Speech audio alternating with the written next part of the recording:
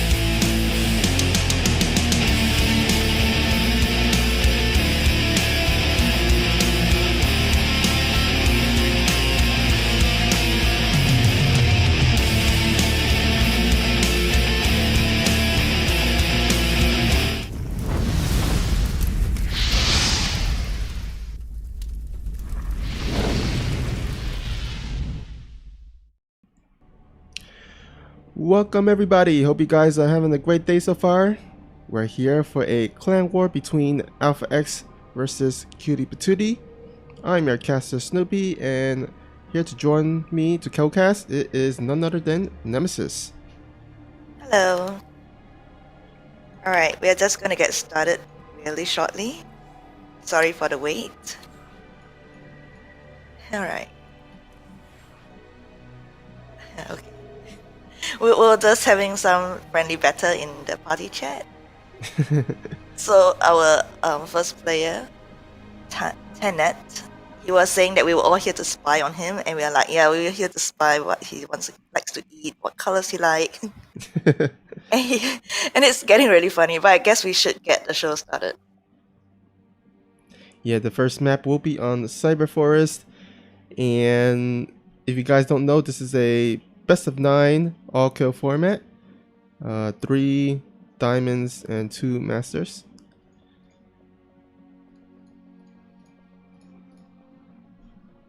Alright, and we are going to see our resident war buffalo starting us up today from Alpha X. So this should be interesting. Alright. Everyone is saying good luck, have fun, go, go, go. And War is saying he missed all this spamming. Alright. Let's go.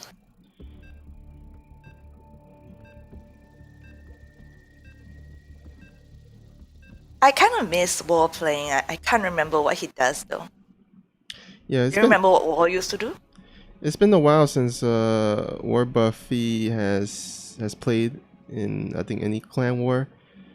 He does lead our ATL America's Amateur League, but I think from what I remember in the past, he it was back in the day where he actually liked to go carriers a lot. So we'll see if he does go for that.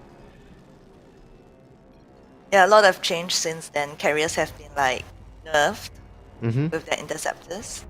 So yeah, it would be interesting to see what he would do now. Yeah, alright, let's go ahead and start our player introduction here. Spawning at the bottom right, we have our red Terran player from QTp2T. It is Tenet. And on our upper right hand corner, left hand corner. It has been such a long time since I've been casting. Okay. We have War Buffalo, eager to get back into the clan war action himself. He was pretty excited, he volunteered.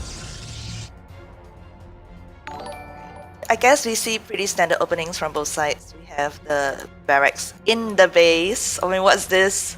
And we have the gate. We should be seeing a Nexus going down pretty soon. Yep, looks like a pretty standard opening from both players. Nothing too cheeky, and no cheese or proxies out on the map. Alright, War enters the Terran space for the first time, sees the barracks, sees one gas. Should think that this is a repo opening and the Terran should be put down his CC belly.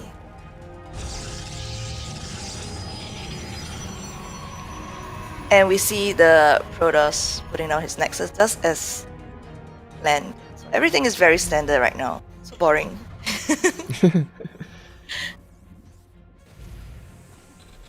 Well, interestingly enough, Tenet, he's opened up with a Marine first, not a Reaper first.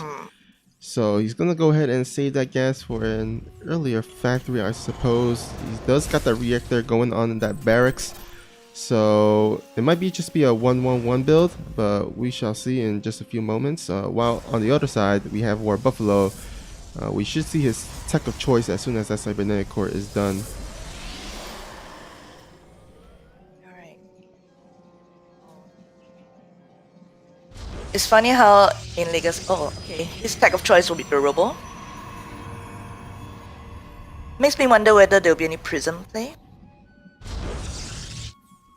Yeah, or it could be an early observer. I would assume usually when the Protoss go for an early robo, they would just want to play safe and make sure they get their scouting and respond correctly. Yeah, we got to put our hex out, right? So that we can see the whole map. Terran drops are pretty scary. Yeah. Alright, so apparently everything is pretty standard. Oh, look at the Terran side of things. Yeah. Now War has to actually identify that this is going to happen. This is a 3 Rex with many. I think he's just going to pump tons and tons of Marines. Yeah, we seen some Terran players open up with 3 racks. They get that stim pack upgrade, and then once it's like nearly done, they move out with a bunch of bio army, and then once the stim is done, they just stim and attack their opponent and try to overwhelm. And but the Buffalo has to scout this and prepare for this because he needs maybe some shield batteries or some sentry force field to hold against this. Yeah, definitely. He will definitely need more units to hold the first push because it's pretty strong. And some Protoss, when they are blindsided, they don't see this coming. They're not ready, and that's how sometimes this does ends the game. Yeah, but luckily for him, he's actually got the fast observer and will scout this, and he also got the fast robotics bay, which will allow him to get at least a disruptor or maybe a colossus out before the attack comes. Unfortunately, he actually spent the upgrade on the warp prison speed, so he's actually looking for a disruptor drop here. This is gonna get interesting. I mean, it's like, will his disruptor be on the Terran side of the map, or will it be around to help him defend what's to come? Yeah, well, good thing is that he has the observer on the Marines, so he can actually track the movement of the army, and he can actually try to kind of ninja the disruptor. Like while the Marines are moving, he can try to drop the disruptor in the middle of the map and then just try to disruptor ball them. Oh yeah, I remember War did mention something about loving disruptors. So I guess that's what we are looking at right now.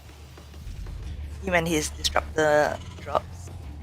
Yeah, I've actually seen his recent streams, and he does love just disruptor drops. Okay. Alright, he's positioning himself. What does he want to get? Oh no! Oh no! Oh my god. No! Oh, nice hit there. Well, that helps a lot because especially now he has a Colossus out and he's getting a second disruptor. No, the first disruptor.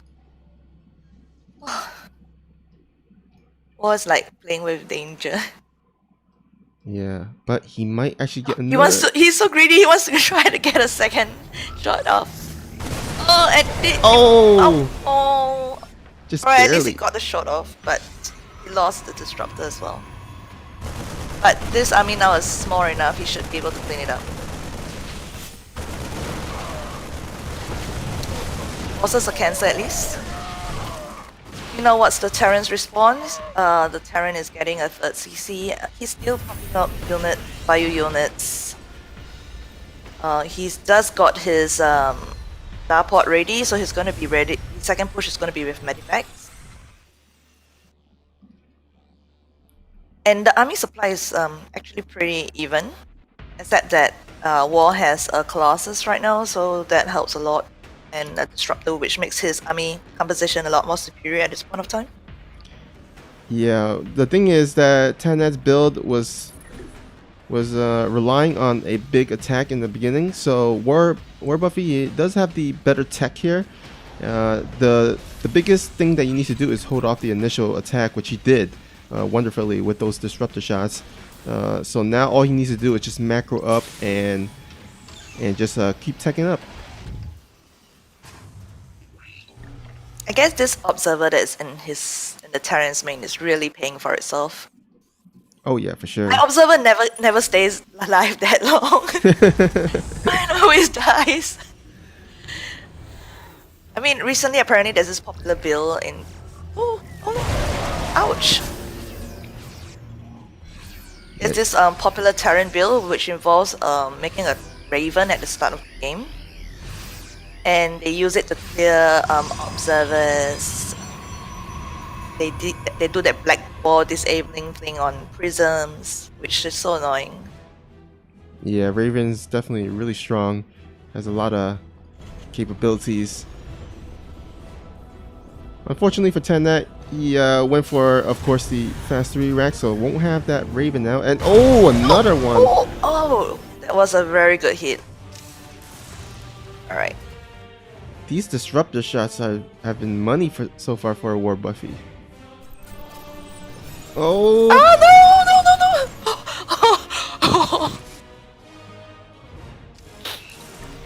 Oh. Just when we said that, you know, it's money, and then he goes and nearly suicides them. Alright. I guess we're gonna have many more moments like this. Well, I think the Terran needs to transfer actually his SCPs from his natural to his new third. And I would like to actually see War getting a fourth at this point of time. But I guess he's so busy with the harassing and making sure his disruptor doesn't die. Alright. This is...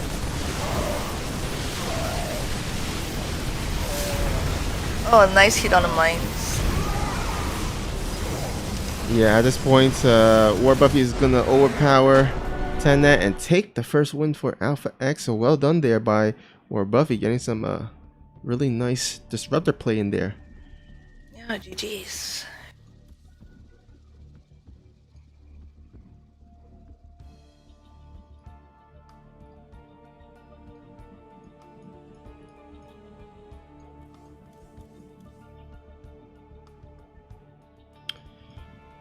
Oh, Alright. sorry, Terran Race of Tears. Didn't pull up the Lost Resources tab.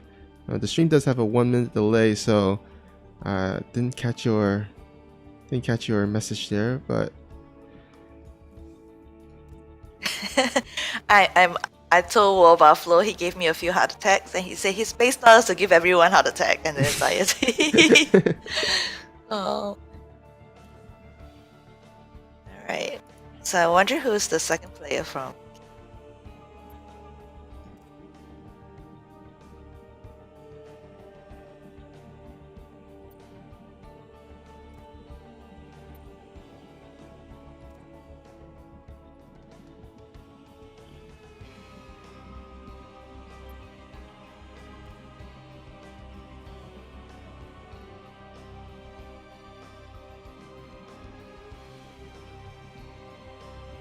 alright, looks like second player appearing offline for them. So we'll give them a sec to hopefully get their second player here.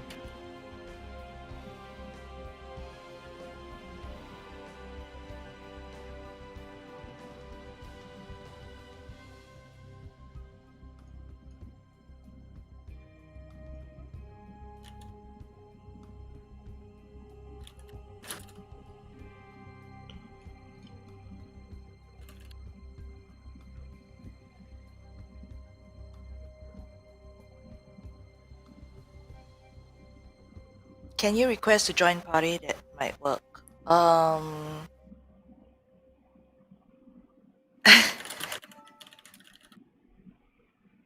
looks like their second player has Yeah. come on here. I'm on Twitch TV. Oh, what a name!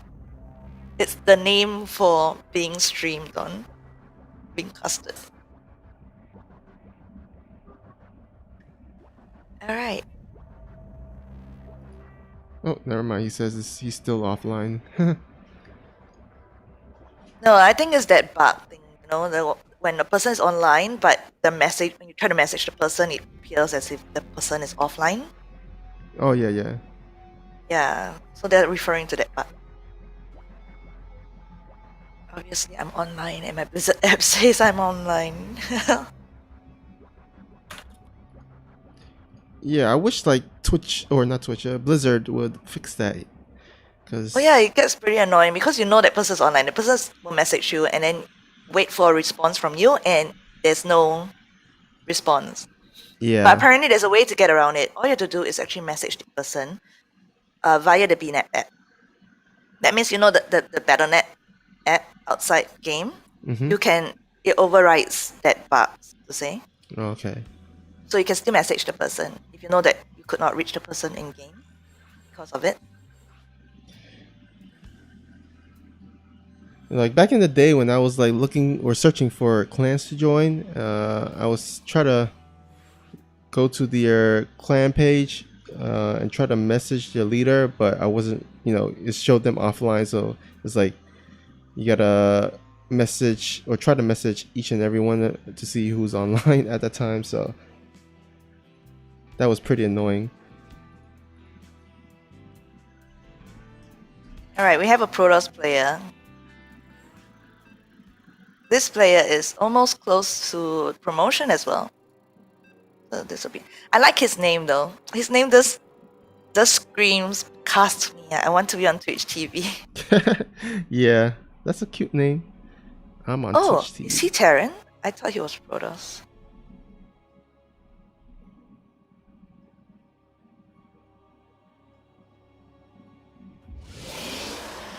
All right, looks like we got ourselves another PVT here. And spawning at the bottom right, we have our blue Protoss player from Alpha X. Alright, we have to remake. Oh. It's the wrong. I knew it! Alright. So I was thinking, because I was looking at his profile and I know that he was close to Promo and Protoss, so I thought, why would he choose Terran? He got nervous. Oh, we all have those nerves. Yeah, the players usually are supposed to be defaulted to Terran when they join the lobby sometimes, so they gotta change it up here. Looks like we got, yep, you got Protoss there selected.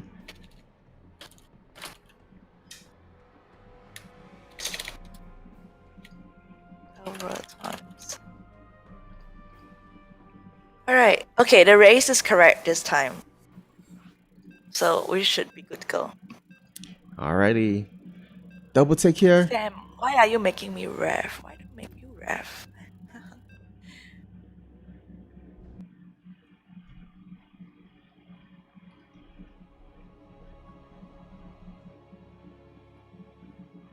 Okay, so you're seeing a PvP.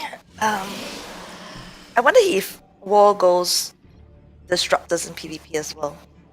Yeah, well, it'll be interesting to see if he decides to go for Disruptor once again. I mean, Disruptor's pretty good in PvP as well as PvT, so... Oh, those colorful words. How do you get them? Oh, yeah, that's pretty nice. I haven't seen that in the past. Alright, I have... Yeah, go ahead. Alright, here at the top left, we have our blue Protoss from Alpha X. Or I guess he's technically Alpha Black. It is War Buffy. And in the lower right hand corner, we have from QT. I am on Twitch TV. He's definitely on Twitch TV right now. All of us say hi to our Raid Protoss player. Alright. Ooh. Oh no. Wait. Am I? Oh. Oh dear. This is gonna get interesting really soon. And was... Oh. Oh no. He's pulling the probes. You know what could be so evil? If he does this and the probes cannot come back in. Oh man. This is gonna be tough. Is our Red Protoss setting another probe in? He should though. Is there another probe? Yes, he has another probe hiding in the corner over there in case one dies. Alright. We have two but you see these 5 probes now can't really do as much. Oh wait, gotta dial it out though.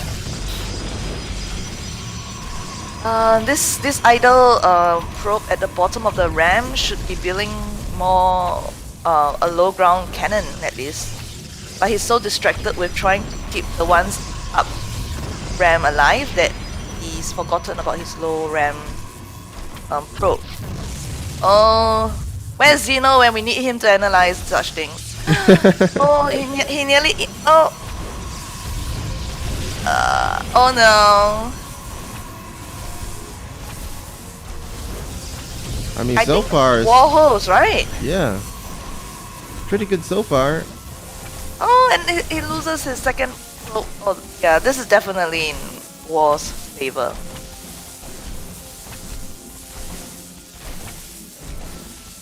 I don't think War Buffy realized that he can actually recall his pros outside. But anyhow, he's gonna go ahead and take down those pylons.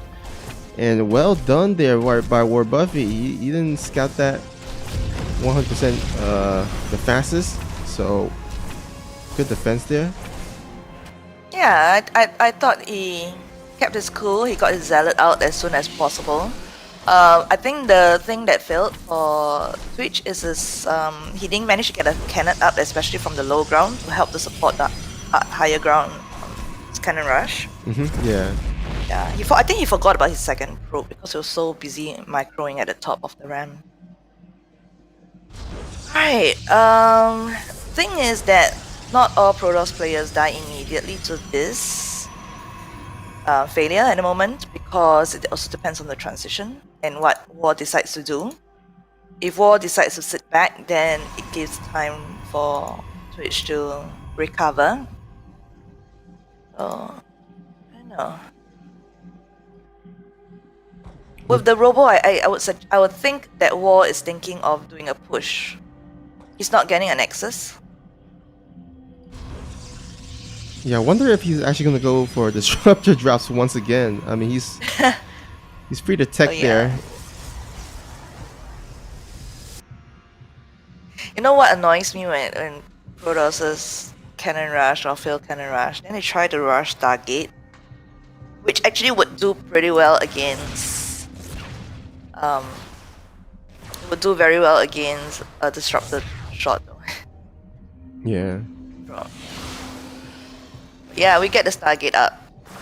So if War doesn't identify this, could be difficult for him.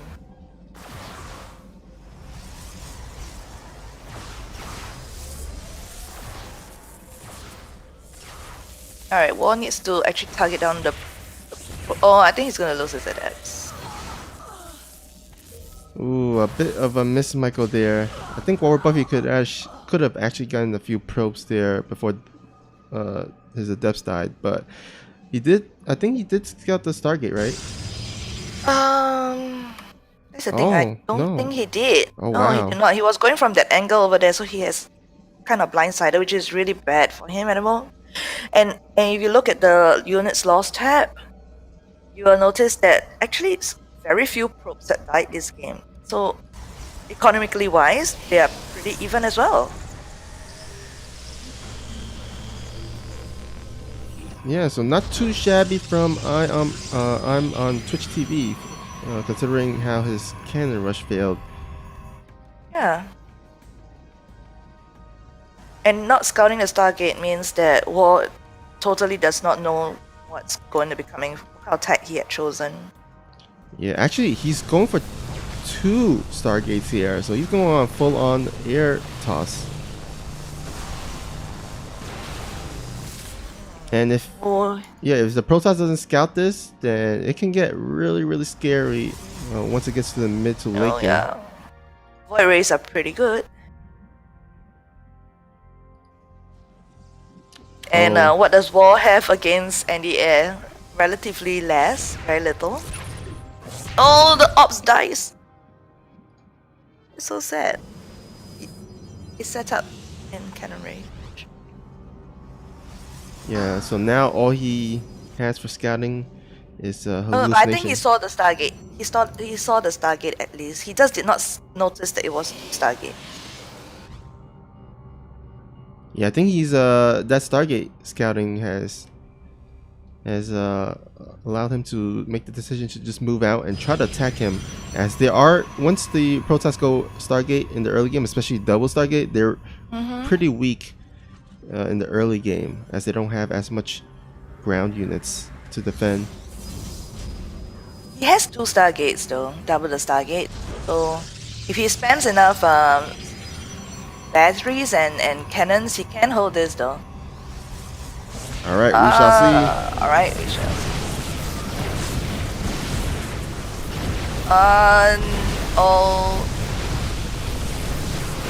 Yeah, I don't see. He needs to pull the probes. I wouldn't totally discount it. Alright, wait, hold on. There's a third void ray that's gonna be coming out. If he can hold on. and add that third Stargate down. Yeah, actually there are maybe too many stalkers. Yeah, too much stalkers here. And War Buffy hitting Oh, a and he nice. suicides the third Void Ray. Ooh.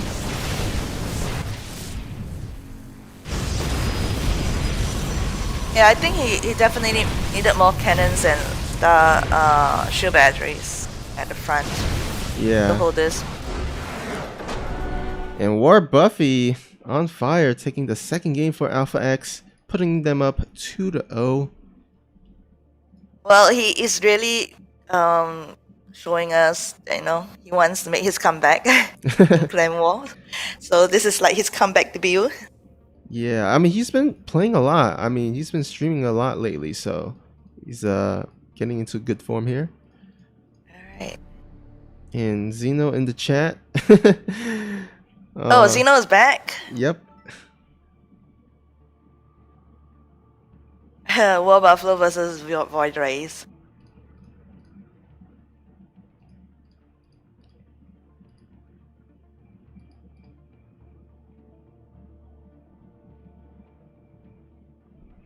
All right, while we wait for the next match to get set up, just want to go ahead and give a shout out to Terran Race of Tears for the follow, as well as Ziz94, Heroku9999, Sniper SC with the 10 bits, appreciate the bits, and then as well as Dry Up Matt for the follow as well. Well, our next map's going to be Year Zero. What do you think of this map, Year Zero? I feel like it's one of the not the greatest maps. I don't see a lot of people choosing this during tournaments or one-on-one show matches. It's a Yeah, I personally don't like it as well. yeah, it's not everyone's favorite.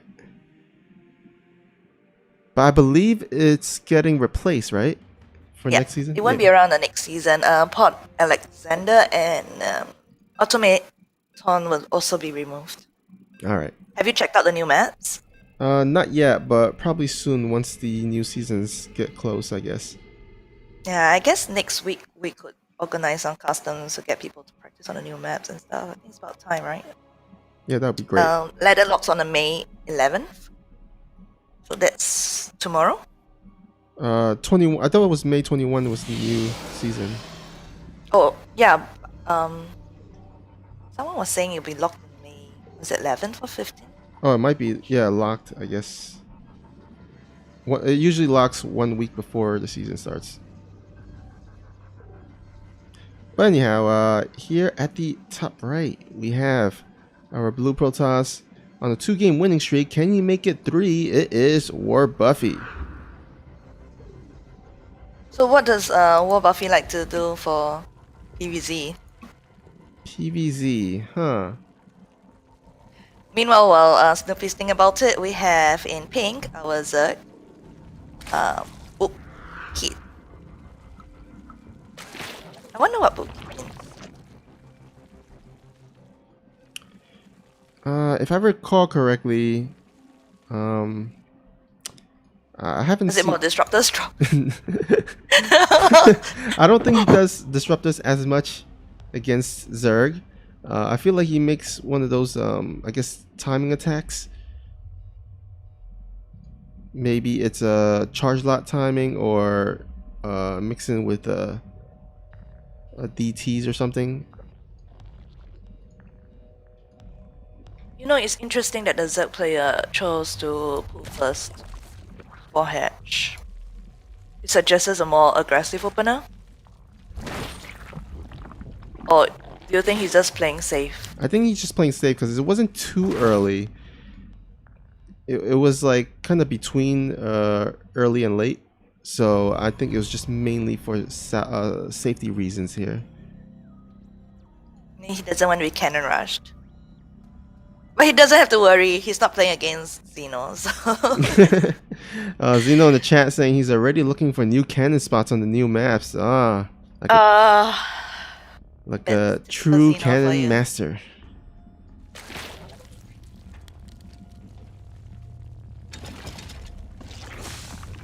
Alright, we don't... I guess if you're going pool and then late hatch, your third wouldn't be that early, right? So this probe is going to be around for a pretty long time. Yeah, I mean, it depends. We'll see if Bobkid decides to go for it, but looks like he's just going to go ahead and get speed and just saturate his natural a bit before getting the third here. He made 6 lings, which is a bit more than you need in this stage of the game. And, oh, actually looks like he's sending a drone already. I guess it's just a safety thing. He's more worried that... I mean, there's an adept that's being sent across the map. Oh yeah, his overlord did see the gate being chronoed, so I guess that's why he made additional links. Yeah, but usually you need only 4 lings to take out one adept, so... Oh! He catches the adept. He doesn't have speed quite yet, so... Oh, but with the queen, this adept should be cleaned up. Oh, It is almost done. It makes it back home and gets to tell his kids that he's I'm a survivor. yeah. I've seen things from faraway lands. Adept's male or female? I don't know. I think it could be both, right? Oh no! The adept died. It never got home. It never got to tell its children what it saw on the other side of the map, the world. That's the casualty of war there. Alright, we see an evil chamber going down. We still do not see both kids' tech of choice, other than Ling's. Yeah, actually he hasn't gotten a lair yet, and that is going to spell a bit of trouble because War Buffy is already getting that Dark Shrine. It's about to be done, and that we don't means see any spores in production as well. yeah, no spores, no Overseer for the foreseeable future. So this could be a quick 3-0 for War Buffy here. But where's that War Prism? The prism is not made though. Oh wait, actually it's out. Wait! I hear the prism. Okay, Yeah, the prism was made. It was hiding at the corner. Yep. All right. Come on, start the lair. Yeah, okay, the lair is starting. Where is the spore? Come on. Oh, You're gonna have such a late lair. You need the spore. yeah. Unfortunately for War Buffy, he's taking a bit of time to float his War Prism across the map here, but still no spores, still no lair done yet. It's halfway done. Oh, actually, he's gonna warp it into Archons. Oh, he could have actually gotten a quick win there if I think he. he didn't realize that there were no detection. Yeah, unfortunately for him. Well, it will still do quite a bit of damage because there's only like a bunch of links on the map. Yeah, Roach Warren just being thrown down, so no roaches to help defend against these Archons yet.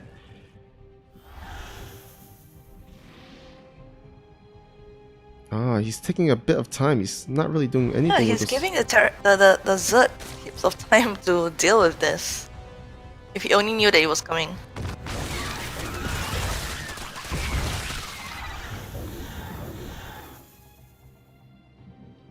Yeah, the Lings do not want to engage into this, but because it's so late, he should be able to deal with this.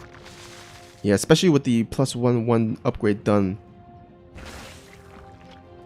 Oh, it's going into the main, but there's a overlord over there to spot it. Meanwhile, I think the Zerg should be comfortable enough to get a 4th.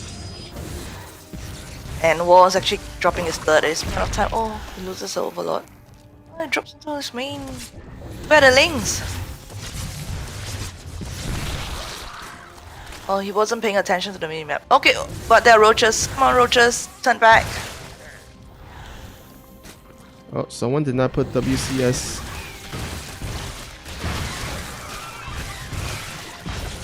Alright, let's go ahead and check. 8 drones dying so far.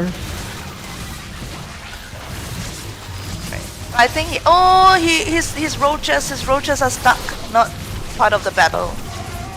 He's taking a little bit more casualties than he needed to. But he has already dropped the Hydra Den, so I guess the Zerg is not extremely bad shape. It does that it could have been a lot better. Yeah, I mean, War Buffy gave him a lot of time and opportunity to mass up and defend against that. Alright, what does the Toss have at the moment? He doesn't have a whole lot. So this army marches out. He can at least take down the third. Oh, dropping in front of all those roaches, not the best idea there. And the Archons, I think, lost most of their shields. Yeah, pretty much they're in like red life.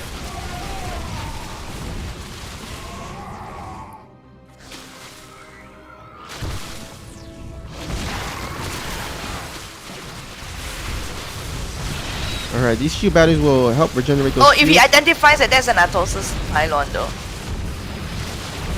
Even though there's a prism that would help too. All DTs being walked in, but there are two overseers. And the Archon drops. This doesn't look too good for our war hero. Yeah, looks like that missed opportunity is going to go ahead and come back to haunt him, as Bobkid is going to go ahead and take game number 3 to put a point up for QTp2T here. But well done by War Buffy getting his team 2 points on the scoreboard. Yeah.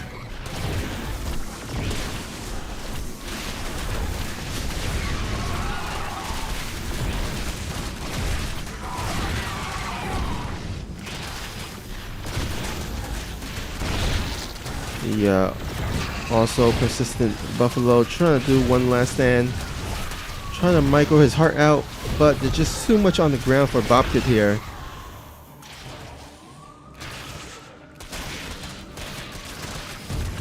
I think we should be seeing GG pretty soon. He would need a miracle. He'll probably need 3 miracles at this point.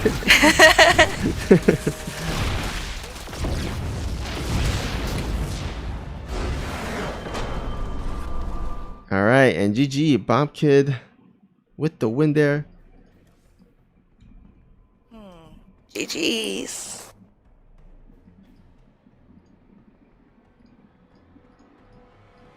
Well, I guess playing safe helped for Bobkin. It seems like it surely did. Yeah. Alright, so preventing that all kill for the diamonds at least. I'll have to see who is our next player. We have actually 2 for the spot, but I'm not very sure who wants to go out first. I need to grab them. Where are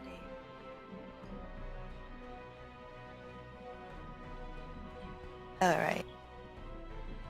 They're actually around. I've seen them talking. Just I'm not sure. Go out first.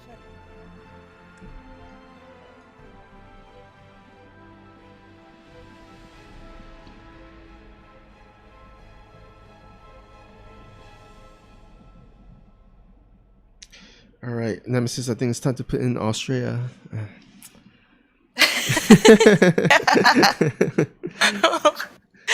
Well, Oh, he's too busy, so I guess we'll just give him the day off. we'll send his protege. His protege. Where is?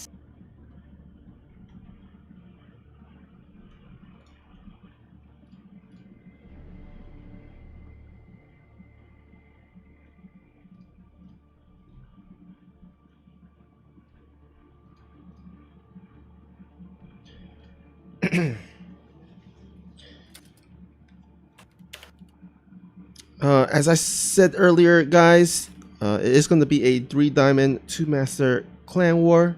The first diamond was supposed to be a diamond 3, and then the next 2 diamonds were supposed to be in the level of diamond 1 or 2. And then as we head into the masters, the first masters is masters 3, and then the last master to be put out is either a Masters 2 or 1, but under the MMR of 5k. So pretty evenly distributed set of players here. that we're gonna see tonight.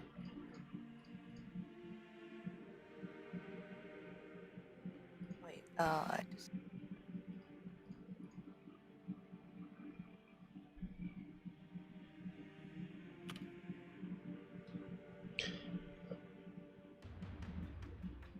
All right. right. This is gonna be interesting. Um,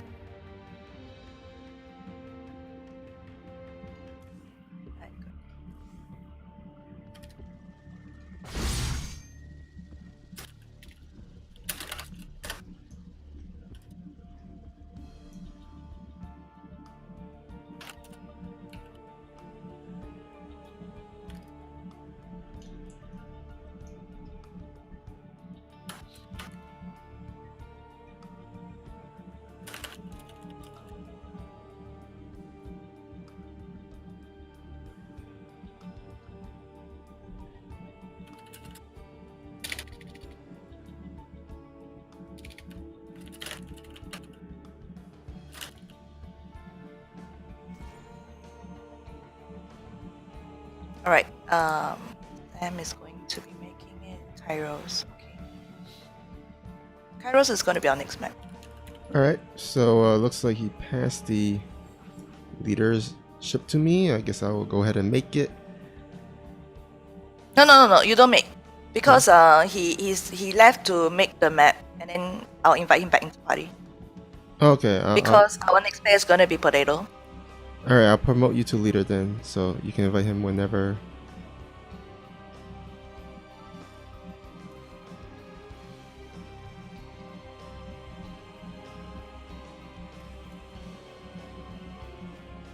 Oh wait, Sam.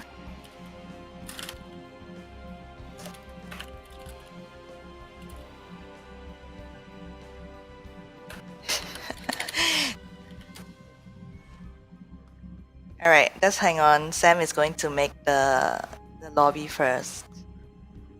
All right.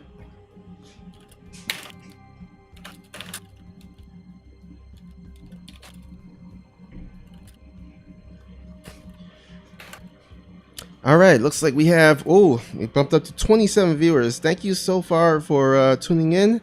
Hope you guys are enjoying the game so far. Current score is, as you can see, 2-1 in favor of Alpha X. First team to 5 wins will win this friendly clan war. And hopefully we can have a bit more clan wars in the near future with QTp2T. Because we're kind of in the down phase here in Alpha X where we don't have much team leagues going on. So a bit of clan wars here and there would be nice.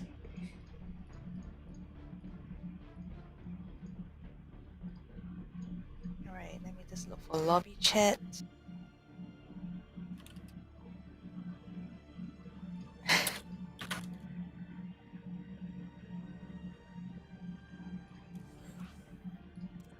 So one of the people in the chat was asking for the MMR. Next is Overwatch. War Buffy is, let's see, he was around 3.8. Yeah, 3.9. Bob Kid was around 3.8 as well. So yeah, pretty much even. We have our next player at around 4K, so not too far off.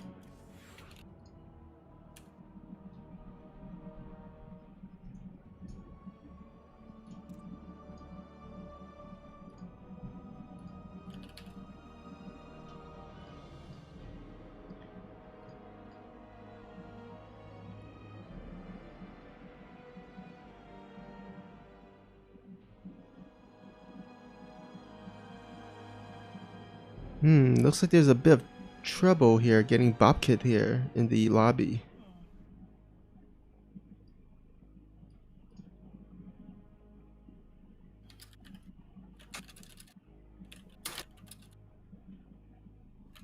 Oh, hey, Felicity's in the chat.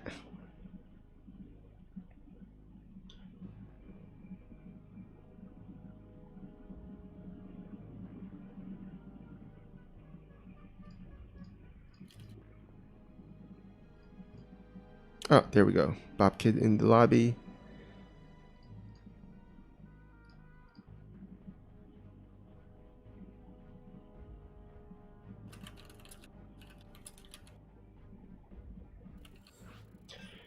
All right, countdown has begun. Game 4 will begin here on Kairos Junction LE.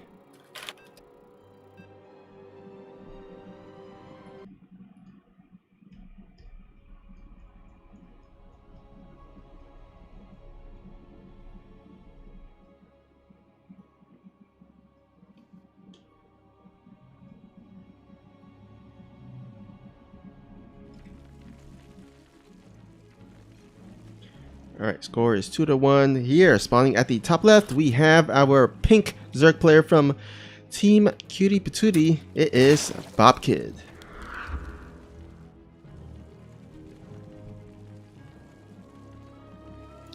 Alright, I was just having a conversation with Sam, and on our lower right hand corner, we have Potato. Now, Potato has been a very active member in the SDO, the Sea Ducklings Open, for those who are regulars to catch their stream as well. Have you played him a lot in the Sea Duckling? I actually played him. I played versus him, and I haven't played him since because we never got bracket luck to meet each other again. But there was one particular Sea Duckling, I think the very first one where he started playing, and I had him twice in the upper bracket as well as lower bracket. Oh. So I had a taste of his style. Yeah. But after that, we never again got each other. Bracket luck. I mean, he plays, but we're always on like opposite sides of the bracket. I'm not complaining though. I don't really like to play versus him.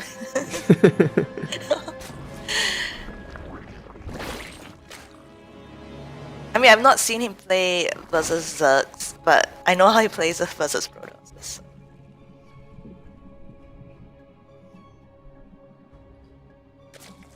Well, this time around, we're not going to have a Protoss on the map. It's going to actually be a TVZ rather. So a bit of nice. I mean, it's nice to have a bit of a change up here in terms of the race. This Overlord is going to go ahead and scout this command center. Maybe needs to move a bit forward.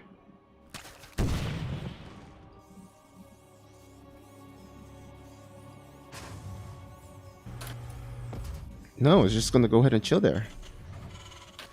Just sightseeing, looking at the little rocks and cliffs.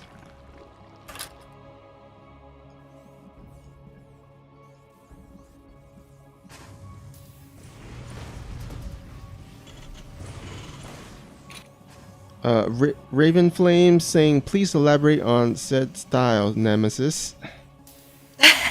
Said style? You mean what Potato likes to do in PvT? Okay, let's just say our games were crazy. As in, like we had a best of 3 and then a best of 1, right? So altogether there were 3 games we played. I won, but like at the what is called the skin of my teeth at the very edge.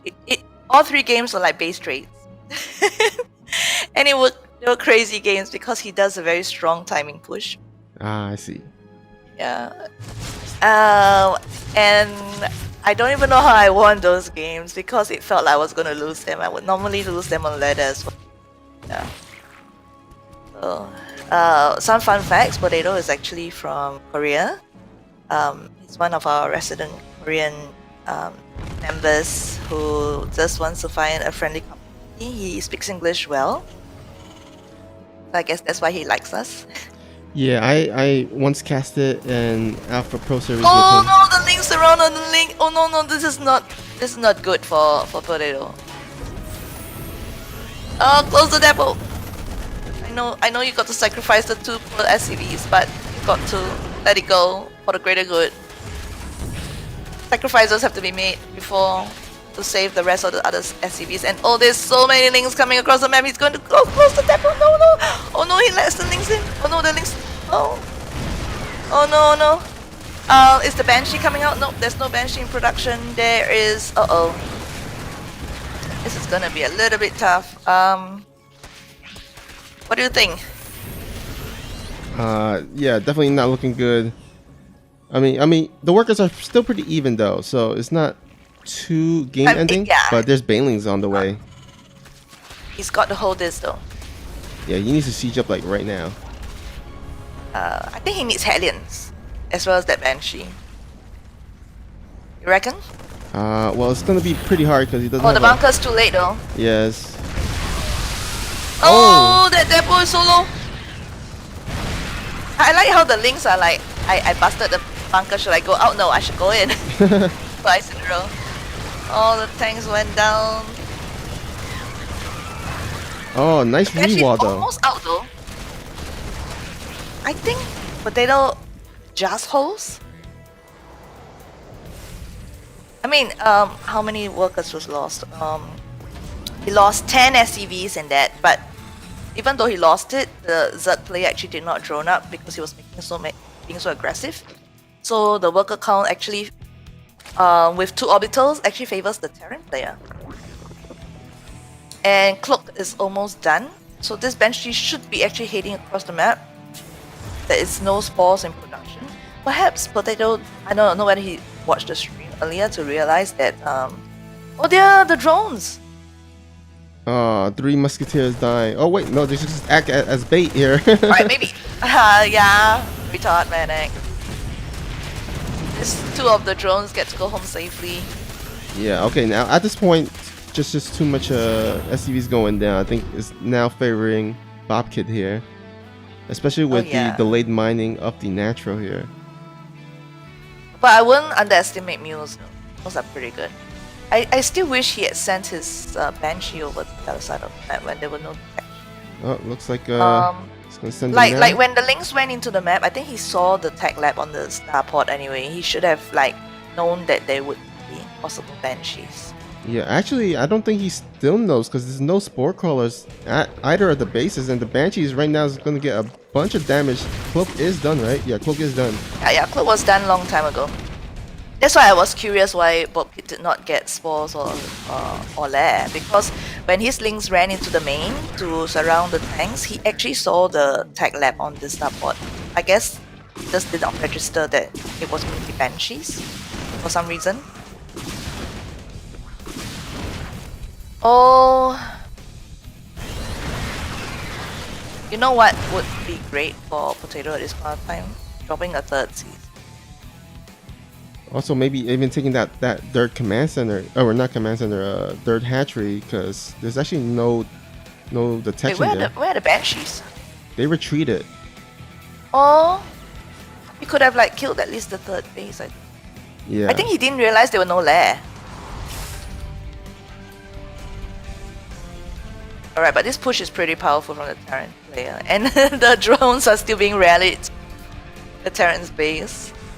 They want to draw they want to join the army. There's some brave drones out there. But yeah, it looks like Potato Plebe is going to go ahead and do an attack. He needs to do a bit of damage because he is down by a significant amount of workers. And as good as Mule is, I'm not sure they can make up that many workers. He's down 17 workers at this point.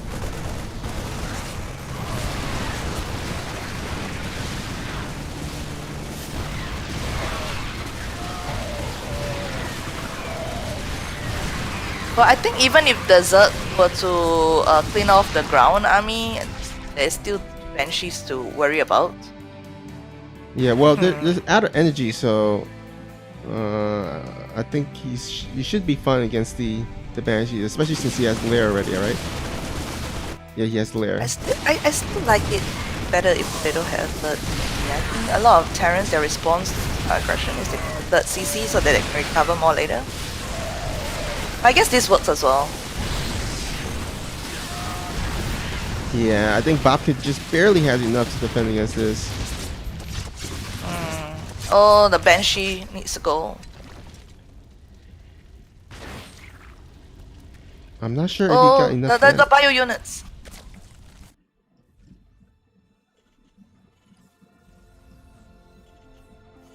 Right.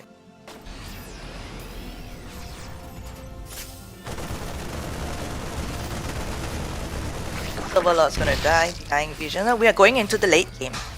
I think we are setting up for the late game. Yeah, actually no. It looks like Bobkid's gonna look for an attack here because he's got Nidus Worm. Nidus Network here where's the spawning Nidus Worm? at the main base here. Alright, But I see it. he doesn't have any vision across the map, so I'm not sure if Yeah, that's, he has no overlords around anywhere. his last overlord near the natural was taken out by the Marines. Oh, but the Nidus is being set up.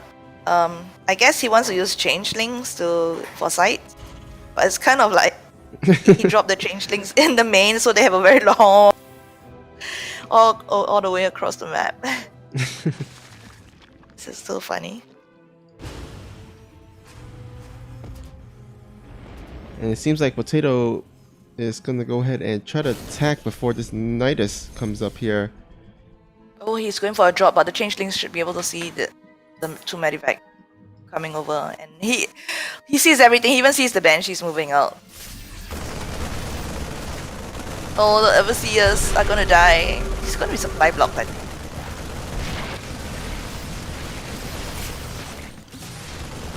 And Potato, noticing that his drop was already spotted, he doesn't go for it. He just clears creep. And there's a banshee trying to deny the fourth over there. Yeah, I don't see this for... Oh, okay. The Nidus got down. Oh, but it gets immediately SCV scouted. finds it. SCV finds it. Every unit is like scrambling to go into the main base. They're like, quick, code raid! Oh no, it goes up! Oh, but alright, it dies. That's in time. Oh, not too bad.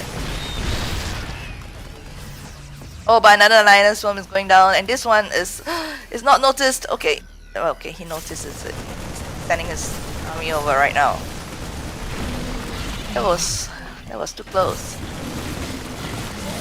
I guess now we can say it will go into Navy, right? Yeah. But, well, good defense, good reaction by Potato Plebe, or Plebe, to take out those Niduses. And oh, actually, this this Banshee might actually take out the dirt. It got it to really low life here. Low health. Yeah, actually these 7 kills as well. These drops could actually take out the next the hatchery here if he wants to. We do see a lot of the creep tumors being taken out, so that's really good for Potato here. There's like less vision for Bob Kid to see where the army is coming from and to set up. Well, this game is really like to and fro. There were times where I felt that Bob Kid could have won this, and there were times where Potato would have gotten it as well. But now it's like pretty even. I guess I would say it favors the Terran still a little bit, because unless the Zerg player is able to get a 4th up and not lose that very low health third. Oh, he's going into Hive though. Okay, so there is going to be a timing window for Potato to actually attack here before the Hive gets done. Yeah, but Potato is opting to... Oh, he's gonna push out. And he sees that there's no 4th over here, he scans, and now he's gonna do a drop over here, and then the army is gonna hit the 4th and the 3rd eventually. The Nidus Worm is gonna go down. Oh, I like this. He's gonna try to pull all the army to the main while he attacks the dirt and potentially the 4th as well. And he knows that 3rd is also at very low health, right? So he goes for the 3rd. I think he doesn't realize that he has taken the 4th on the other, because he just thought that the Zerg has taken a little bit of a move command there by Bobkit, but I think he just has too many roaches and ravagers here and won't be able to take the army out. But we'll have to concede the 3rd hatch.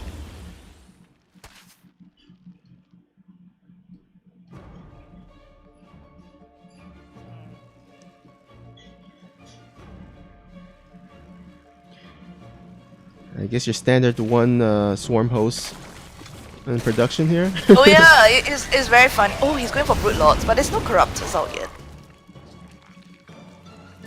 Yeah, I don't think he has enough resources to make those Brood Lords. He has some gas. I guess it was a risk he wanted to take. Like, he wanted to like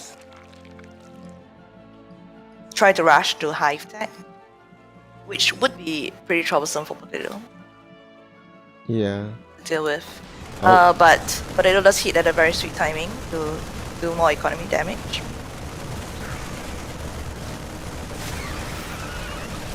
Oh, focusing fire on the hatchery. Can he Focusing on the get ball. it? And he I think he does. gets in. Flies away.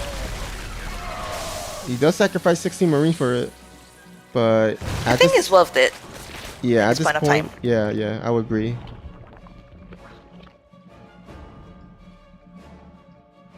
I mean, given we know what's gonna happen next, it's definitely worth the 16 Marines. Yeah, that means wonder less minerals and less gas for those brood lords. Yeah, and meanwhile, Potato is actually starting his Viking count because he knows what's to come. So I think, yeah, any delay would be good for Potato to set up and get ready for the Broodlords.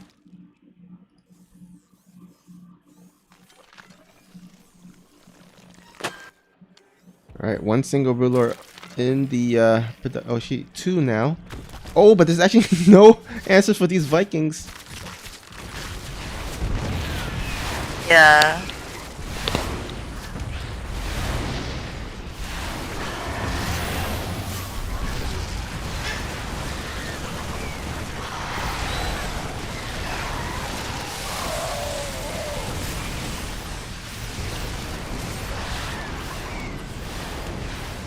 So the Vikings are like, shoo, shoo, go away. The Zerg army is like, okay, I get the point. I'll come back another day. I think the Zerg is way down in supply and everything. It's down in everything. So unless he can hold on for the longest time, so that he can recover. Yeah, but I don't see that happening here. I mean, maybe if he had like 16 brood lords, but I don't. Oh, actually, he might even lose another hatchery to this, which will be a pretty unfortunate. Oh! But the real scary part is this big push at the natural into the main. Yeah. I think he has enough corruptors to deal with the Vikings, but the Bio Army is just too much to deal with. Alright, and GG's. Yeah, nice little bit of a comeback there by Potato, as he was down earlier with those Ling attacks, but yeah, nicely done.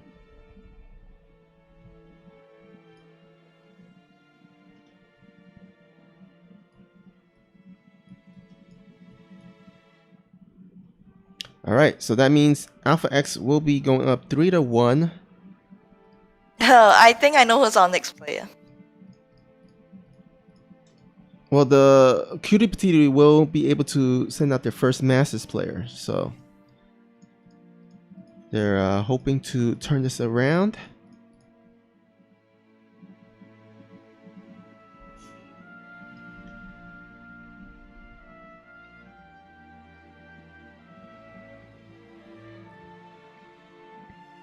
Zeno in the chat saying someone should make one Storm host, launch the Locust, then Nidus off the Vision. That's a nice, cute idea, actually.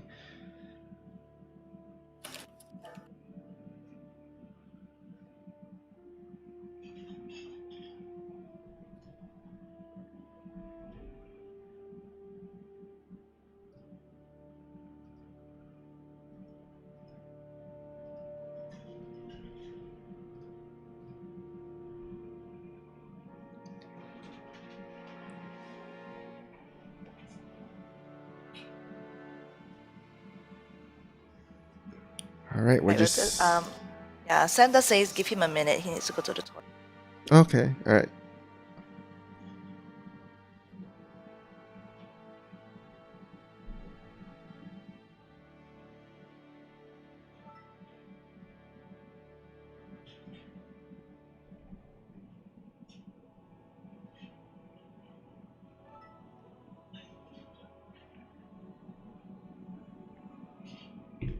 All right, my family is actually watching television. If the sound gets picked up too much, can someone please tell me on stream so that I can ask them to lower it down? So far it's all right. I don't hear anything. Oh, okay, that's great. The Mango Man 123 asks in the chat, has Speedy Potato gone yet? Yes, he just played his first game last game. Did pick up a win, which pushed. Oh, Speedy Potato. I didn't know he has a nickname, Speedy Potato. Yep, he probably be running marathons. Does he? Nah, I'm not sure. I highly doubt it, but that'd be funny though. His marathon name will be Speedy Potato. Wait, hold on. Check. All right.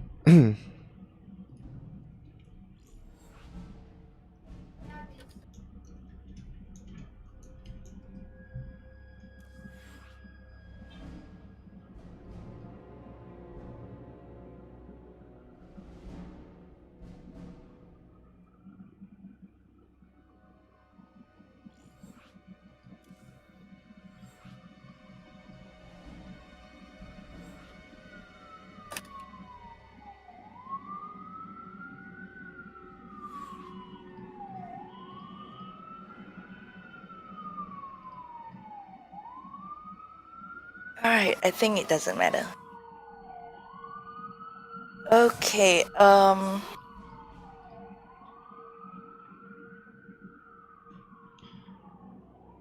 yeah, I think we are ready. All right, so this next player will be Masters, of course. Their first Masters player, Masters 3. Looks like his MMR is 4.5k. So Potato is going to have an uphill climb here. But we'll see if he can manage to pull it off. Pull off the upset here.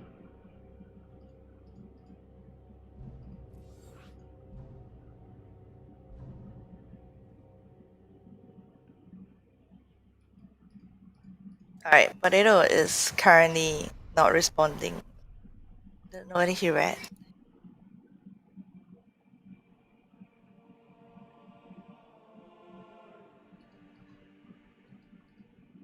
Alright, he says he's ready. All right. Potato is ready. So we start. He's ready. He was in the whisper. He was in the wrong chat. Okay, ready. Go. All right, countdown has begun. I think the TV only gets picked up when I'm the one streaming because somehow the mic sensitivity goes up. Oh. There is a. So if you can't hear it, which is good. Well, yeah, there's a filter setting in OBS that helps lower the background noise. Yeah, I know it helps, but it doesn't filter it all the way. I've tried. Oh, okay. Yeah.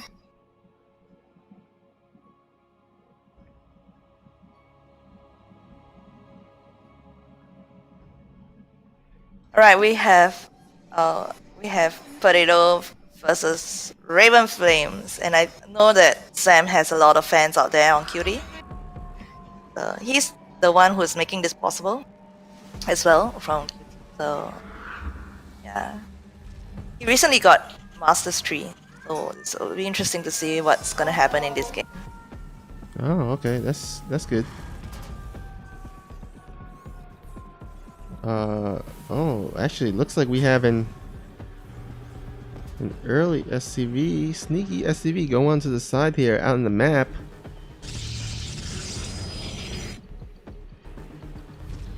Oh, actually, it's gonna be a fake proxy, kinda. So we see this from a few Terrans every now and then, where they will just make their barracks close to their base, but not totally. I guess 100% aggressive and all in, to fake the Protoss, to have him respond incorrectly, to think that there is a actual proxy on his side of the map, and that kind of screws up the Protoss timings in terms of his nexus and stuff. So we'll see. Yeah, nothing is worse than spotting a fake probably later on, and then you're like, oh no, and then you react to it on one base, and then later when you thought again, the Terran has like 2 base saturation, and you're like, okay. Yeah, but actually, you know what? I think he made the second gas with 3 SCVs on the gases, so I think he's gonna go ahead and make a far away barracks, but also a close factory or a starport here. And it looks like Raven Flames is already scouting here. Oh, the SCV, no. Oops. Was he? But maybe the attention? SCV is, I think the SCV is just there to scout. I think he's just scout the Terran, the Protoss base. But from the direction of the scout, the probe is going further outwards. He still won't be able to find it. I don't think he suspects that it's going to be actually that near the Terran's base. And anyway, the Rex has flown back home.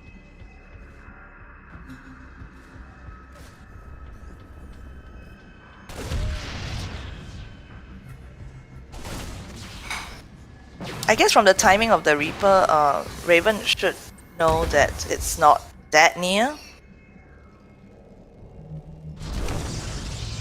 Oh, the poor SCV died. Yeah, his days were numbered. Snoopy, see what's Sam's response. Sam's response? Yeah. Look at what's on the Terran's third. At the Terran's third. At the where? The Terran's third base. Oh, the Terran's third base. There's a pylon there. Ah. I think he's looking into putting pressure on his own. Oh, it does get scouted by the Reaper though.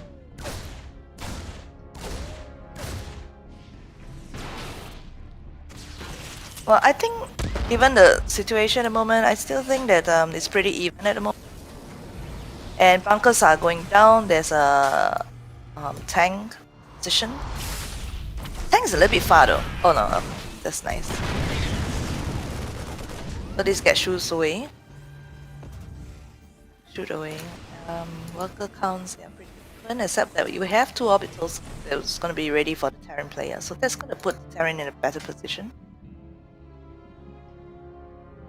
Oh. Don't see Twilight though. Oh, we see a Twilight, but no research at the moment. Okay, Blink just gets started.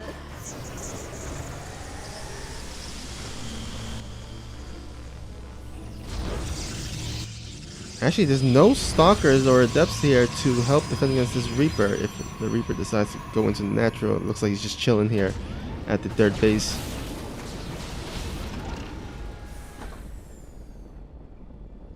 Okay, he goes in here. Let's see how many probes he can get.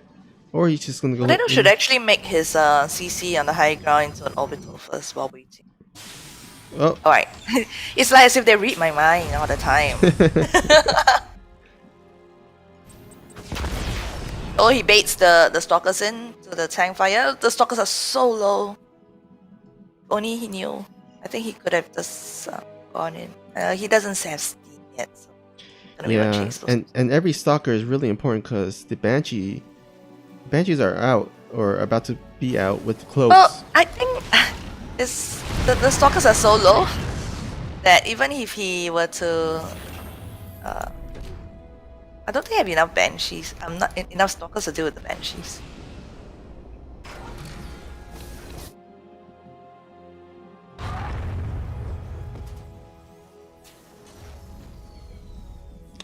Okay, looks like observer for Raven Flames will go in and see the Banshee, so hopefully that prompts him to make some shield batteries in the mineral lines.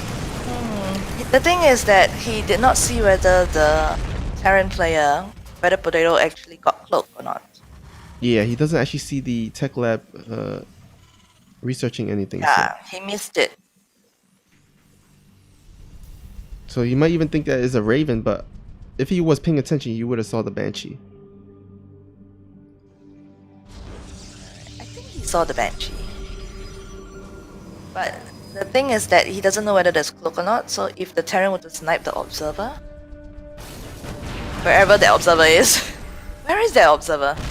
Is it still at the Terran's base? Yep, it's still in the Terran's base, and it is It's just chilling there. It's not retreating. He's gonna make another one He's instead. trying to make another one. If the Terran identifies that there's no observer on the map, he could actually be doing a lot more damage right now. Oh, okay. The observer came back. Oh man, that observer could get sniped. If he scans and snipe that, that would be really bad. Although the energy for the Banshees Oh, are there are two great. observers right now. But then needs to be really careful with his Banshees. Like right now, he's wasting energy being hooked when he's not doing anything.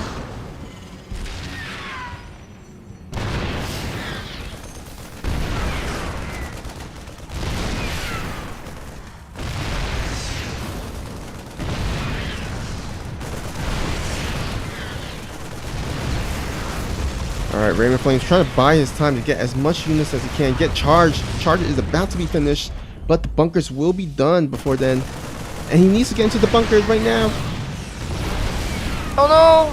I think he wasn't paying attention.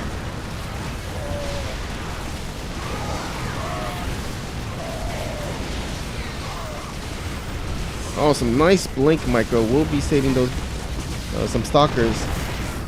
And can regenerate in the shield battery, but I don't know. This is pretty close here. Alright, Potato is recognizing that he might not be able to end it. He's dropping the CC down. Meanwhile, his units at the main base has misrallied, so they are all still in their main, so he has no reinforcements coming at the moment, which gives Sam a lot more time to build up his defenses.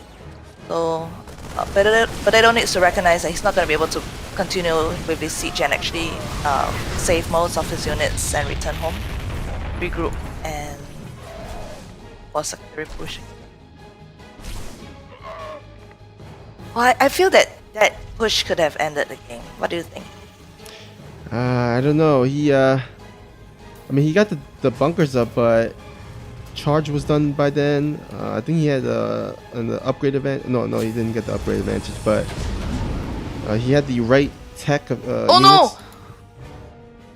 Oh. Oh, it just misses. No. Oh no! Ah! And he has blink. No, this is bad. Yeah, this is pretty much game ending here. Ouch. And he was like so close. He wasn't moving out. The Medivacs would have just missed it if he had like been a few seconds earlier had passed that spot.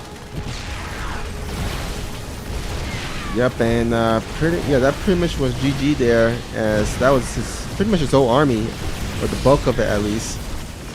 There's just no answer for these charge lock immortals. Even got the third base established.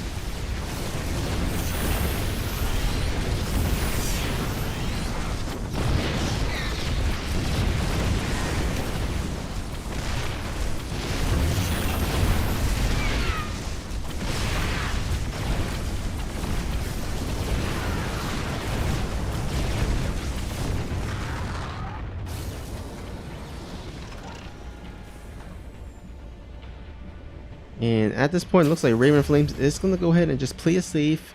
We'll be taking up to Templar Archive. I mean, at this point, he's killed 25 SCVs and got his dirt established. So, I mean, he could just pretty much play with his food at this point. Are you sure he can play with his foot?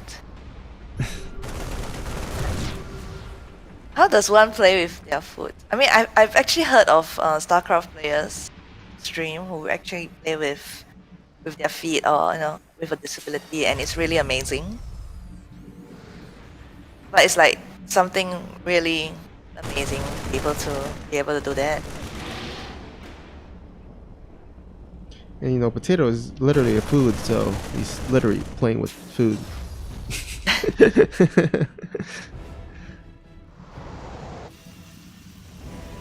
Oh, you mean food? I thought food as in F-O-O-T. Oh no, it's F-O-O-D. Yeah, food. Alright, all this Oh, Potato has this hidden third if he is able to somehow bring it to late game. Maybe he has a chance. Yeah, but look at this Zealot. He's already scouting and will scout this, so even that is not gonna help him bring him back into this game. I mean, Raven Flames is like literally over twice as double the supply of potato at this point. I guess one thing to say is, I don't know, I feel that his push would have worked, but he had to pay more attention to like the Banshee energy and identifying that there was no ops at that particular point of time, so that he could take more damage. Took out like maybe the Immortal, he could have taken out the Immortal.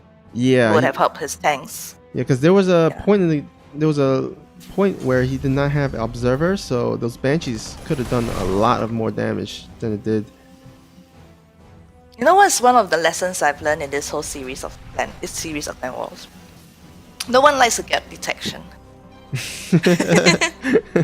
We see late less, we see one observer, and you know, stuff like this going on. So it's pretty funny though. Alright, Raven Flames will get the second point for QTp2T here. Let's go ahead and update the score. So currently score is 3-2. And it's time to send our last diamond player here in Alpha X.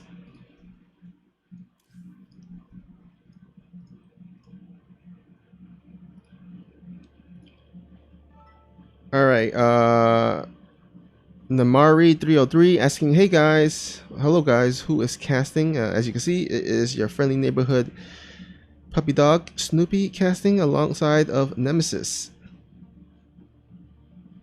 Hello. Alright, we're gonna choose Automaton. This map before it leaves this season.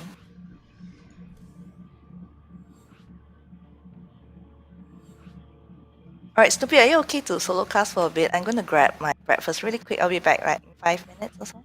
Alright. I'm really hungry. Alright, no problem. Okay. Alright. Looks like we're gonna go ahead and cast this solo for a few minutes or so. As Nemesis gets her breakfast. We don't want her to starve to death, you know. But anyhow, thank you guys for tuning in so far. We have staying strong with 26 viewers, I see. We're about to start our 6th game here. Score is 3-2. And we'll see if Raven Flames can tie it up here. It is going to be on Automaton. Now, one of the things about Automaton that I don't like is that it uses a lot of frame rates. So it's one of those maps where when you first load up, you get less frame rates than, let's say, a map like Kairos Junction. So I'm actually pretty happy that it's actually getting removed next season. But anyhow, let's go ahead and introduce our players as soon as I update the score here. 3-2. All right, here spawning at the 2 o'clock position, we have our green Protoss player from QTp2T. It is Raven Flames. And spawning at the 8 o'clock position here, we have our red Protoss from Alpha X. It is the Kyojin.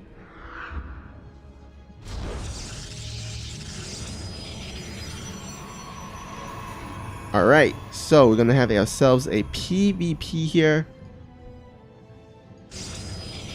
Seems like both players are gonna go ahead and wall off. Now, we'll see if there's a bunch of different varieties in terms of opening from your first 2 gateways. Some goes for double adepts, some goes for double stalkers, some goes for stalker and sentry. With the stalker and sentry, of course, you get the ability to hallucinate scout your opponent. However, with the double adepts, you can actually go ahead across the map and harass and force your opponent to continuously warp in a pylon or a shield battery to block off so that the adepts don't go in. So a different varieties in terms of openings, and we'll see what these two players decide to go.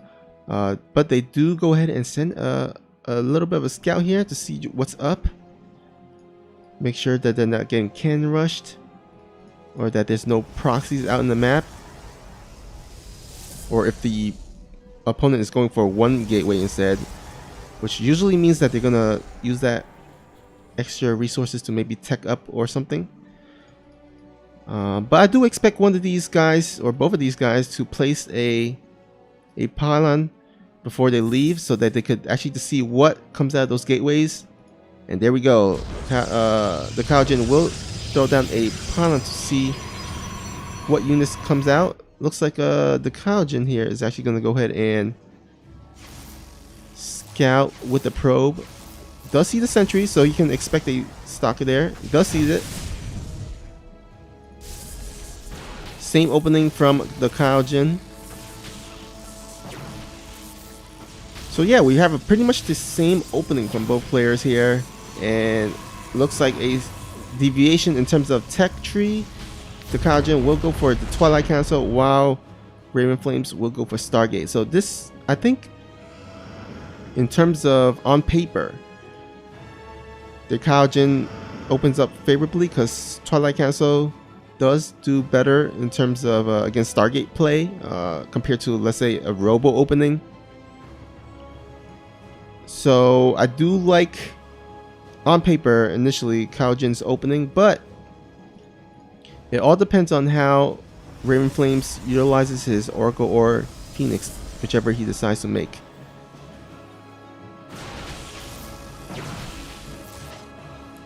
Oh, we do see a Dark Shrine from the Kaijin, but quick robotics facility by Raven Flames. He should be okay.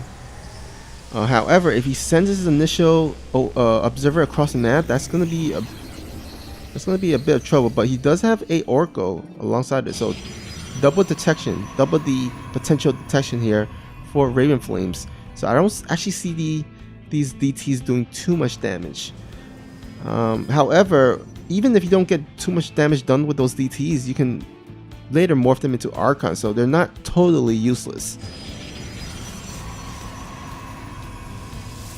Like, if you don't do damage with the DTs, it's not too game ending.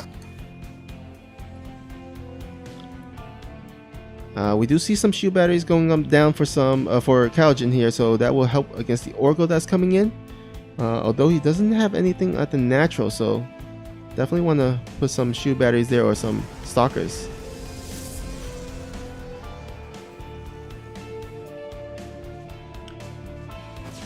All right.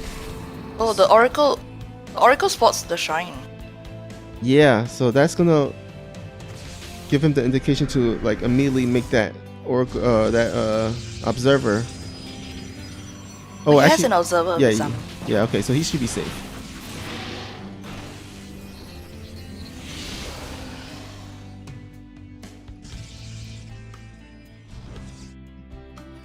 Oh, looks like after being scouted, it looks like the Kaijin is just electing not to send his DTs in to be sacrificed. So, smart idea there. Why is he making a second gate at the location though? Is he going for a charge lot timing? Oh, he's getting four more gateways actually. Yeah, I think this is an all-in. Yeah. Charge lot Arcanite timing. So I think I think this is a smart decision. yeah, I think because he knows that his opponent has Oracle and hallucinated scouting available, that he's gonna make his gateways at the proxy, so the Raven Flames doesn't expect this. I think the only thing that I don't really like is that there's prism with this, so there's no actually a forward pylon for pushing it. I mean, this proxy is pretty far off. Yeah, that is true. Definitely want to morph in the closer proxy pylon here. Look at that prism, that hallucinated prism. No!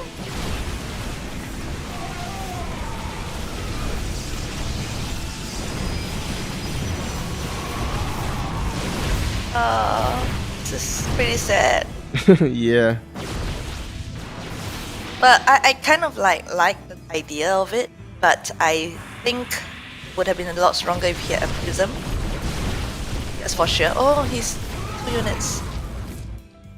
Or at the very least, a proxy pylon, a closer one. Oh yeah, definitely.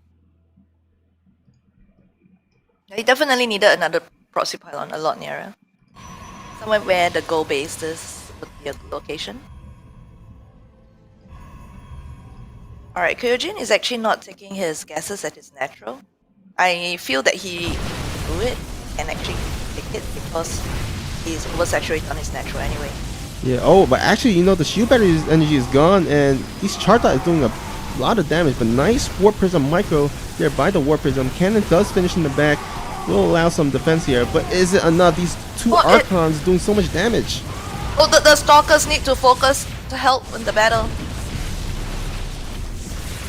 Yeah, they're on the way in the back, but I don't think it even matters. I think the Kyojin here has got this, at least a second base at the very least.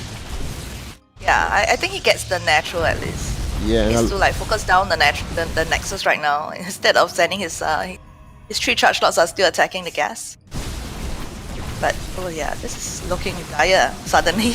I mean, I thought Sam was doing a good job holding it and responding in like kind everything. But I also like Kyojin's decision to change from a DT run by into push that he's doing right now. Yeah, I think Raven Flames, after holding the initial attack, kind of underestimated the Kyojin's follow-up attack, which allowed him to get on top of the army, and now the Kyojin is enjoying a really nice lead. He's got his dirt base, the ninja dirt base, even though it was scouted. He does have it up, and now Raven Flames is stuck on one base here, and look at his mineral line is pretty much almost run out. Yeah, the ninja base has been scouted. But the proxy pylon has not been scouted.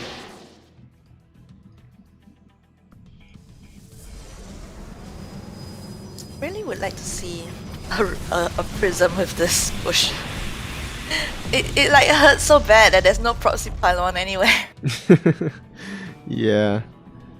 Hurts my little thoughts heart. Come on, Kyojin, where's that prism? I mean, it is working. I mean, Charge Slot Archon is a very powerful push off 2 bases. Oh. Do you see what I see? This is like so close. Oh my god. I feel like this looks like just move up the ramp a little. Yeah. Oh no, he's gonna spawn it because the probe left the base. Oh, I don't think he was watching though. Oh, if he saw the probe, I think Oh he my really god. did not spawn it. No. Yeah, he doesn't scout this. Oh. Wow. If he had noticed the probe leaving the base, that would have signaled to him that there might be something up there to check. But he has an army that is pretty scary right now.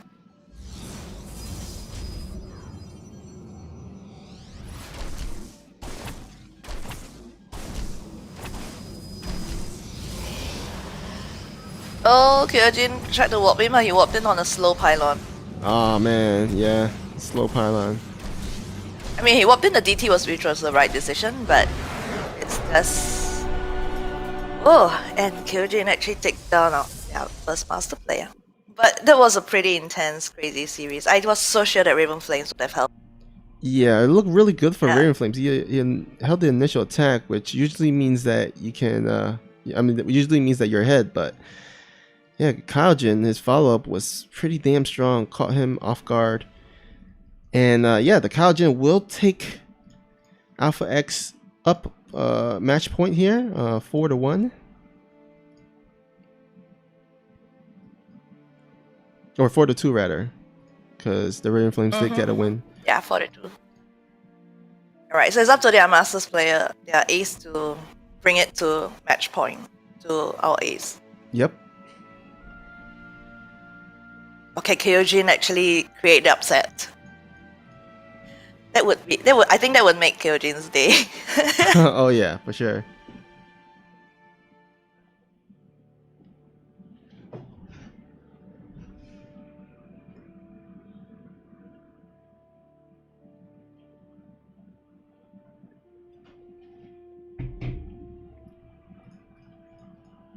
I think our 3 diamonds all did us pretty proud. I mean, they each took at least a game each. So I think they are feeling good about themselves. Yeah, I would give them applause here. Yeah, but I think QT has shown us that they are forced to be reckoned as well. All the games have been pretty close. So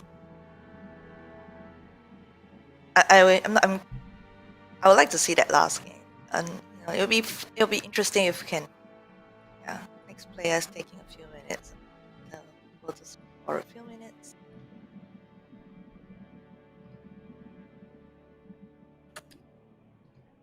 Right, so everyone in Twitch chat, what do you think about the game so far? Who do you think was the most? Which particular set do you think was the most interesting? And which player impressed you guys the most? Maybe Shara? I think Xeno's gonna pick the Cannon Rush game. I don't think so. I was impressed with. Let's see. I like Potato's game. What do you think? Yeah, Potato, he played pretty well. Especially that game on Kairos Junction where he was a bit behind from the early Ling attack. But you know, this last game was pretty cool too, because the Kaijin was facing up against a Masters 3 player. So on paper, I mean, he was down by like 500 MMR around there. So pretty impressive to take down the Masters 3 player. Yeah, I guess in PvP that's where things can be possible sometimes. Yeah. Like PvP is, I mean, macro wise, of course that makes difference, but a lot of things go down to decision making as well. So like I like how Kyojin actually scouted with that hallucinated Phoenix and saw the Robo, saw the Immortal. He knew that he probably has an Ops as well, high chance of it.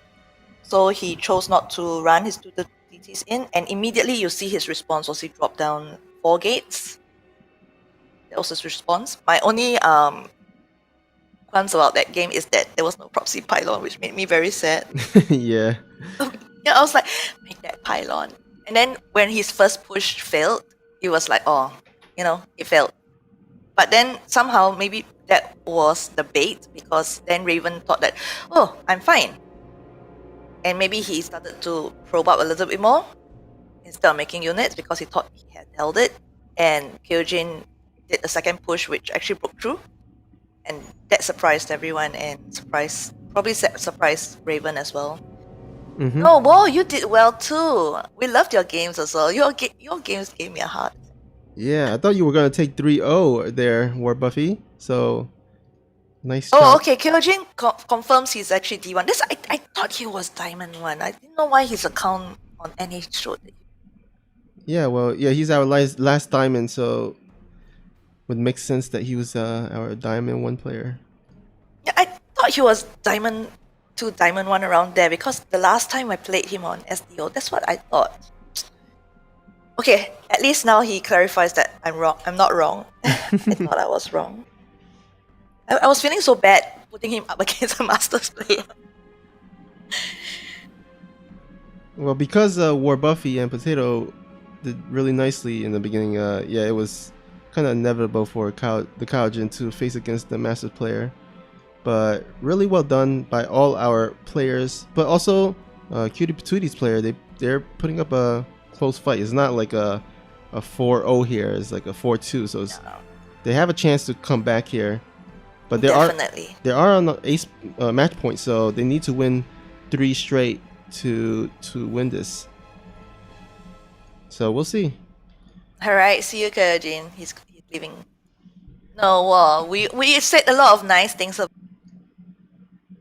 and your disruptor drops, and then that second game, which was the first one was Terran, the second one was Protoss. Yeah, he did really nice with the disruptor job. I like that because you don't see that often. Yeah. It reminds me of like. But it was so close. He was like a few times he was going to fly into the Bayou army, and he gave my heart nearly. Yeah. And then when his disruptor shots made those hits, it was so yummy. Yeah, that disruptor was like the MVP of the game.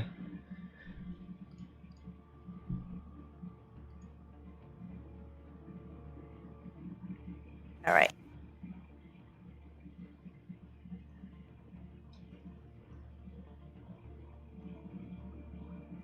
Yeah, we are ready. Yep, ready here. All right, so this next map will be on King's Cove.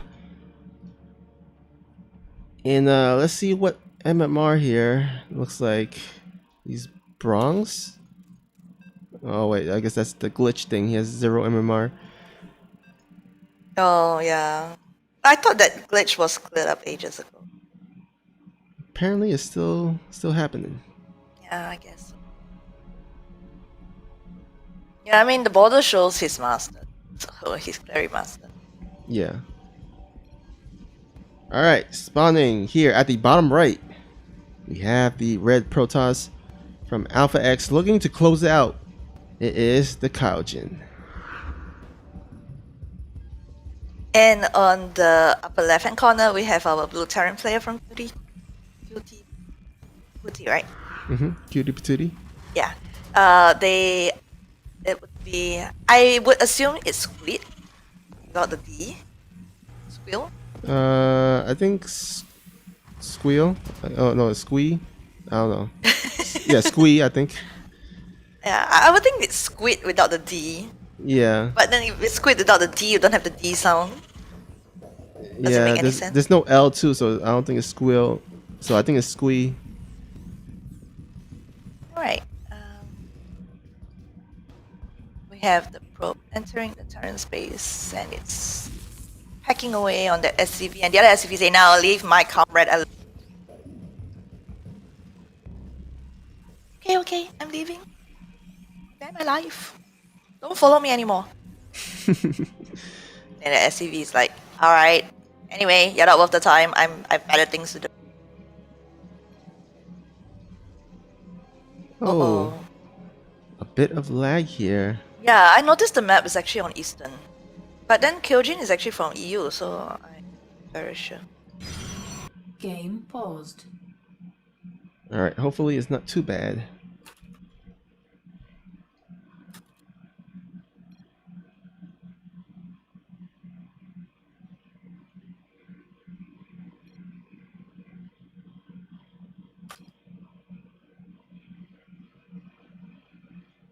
Well, technically, Kyojin is from EU, so by right it should not be because of the server. Yeah. All right. Look. Looks like Final Mastery says in the chat saying it's actually Squee. Yeah, Squee. So it's confirming it's Squee. Alright. Okay, but is it actually Squee as in short for something, or...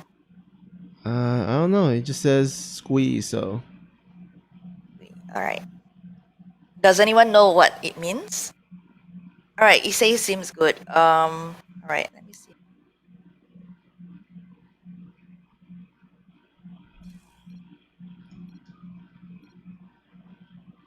Yep, they're ready. Resume. Game resumed.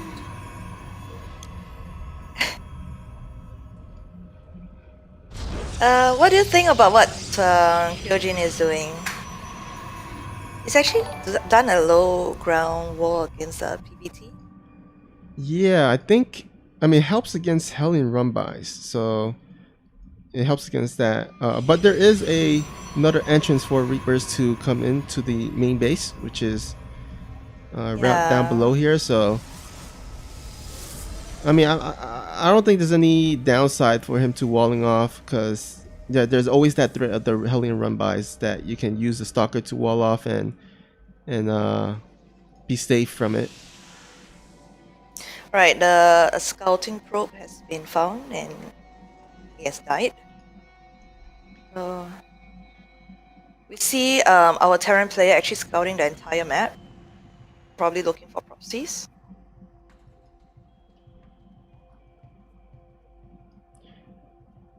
But the Reaper's not gonna find anything. But I guess it's a safe thing to do. In the chat, Zeno saying, I want Nemesis to talk for my probe sometime. Sniper SC is like, Nemesis voice pack. What?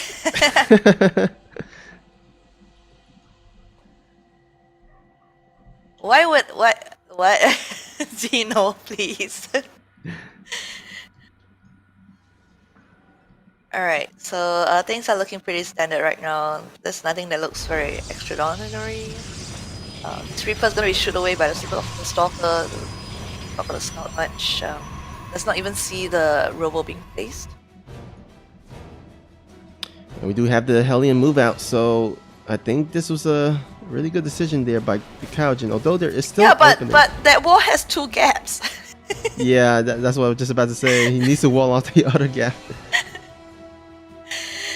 And his Stalkers are out on the map. I think he's trying to catch the Alien. The Reaper, I think. Alright. Oh, I mean, no. catch anything he can catch. This is gonna be really bad news here. Oh, actually the wall is pretty safe for now because he actually went to the other side, so nice. The Kaijin will He be... wanted to check whether there was a quick third, I guess. Yeah.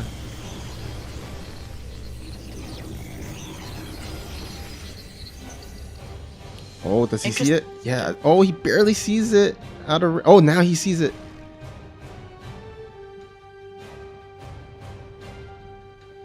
You must construct additional pylons. Yeah, I thought so. The Hellions were actually waiting for the medevac to do a Hellion drop instead. Because he probably thought that the wall was a full wall. But 3 Stalkers are going to not miss it. Oh, so far so good for the Kaijin. He's defending against this really nicely. Meanwhile, I think Kyojin has a prism somewhere. Okay, the prism's on the move. Yeah, he's moving out here. He's actually looking for attack. I don't know. He doesn't have Twilight. He doesn't have an Immortal. He's just pure Stalker attack without Blink. Yeah, this is a pretty curious... Oh, this Viking. Oh no, oh no. Oh, it barely out of range. Oh my god.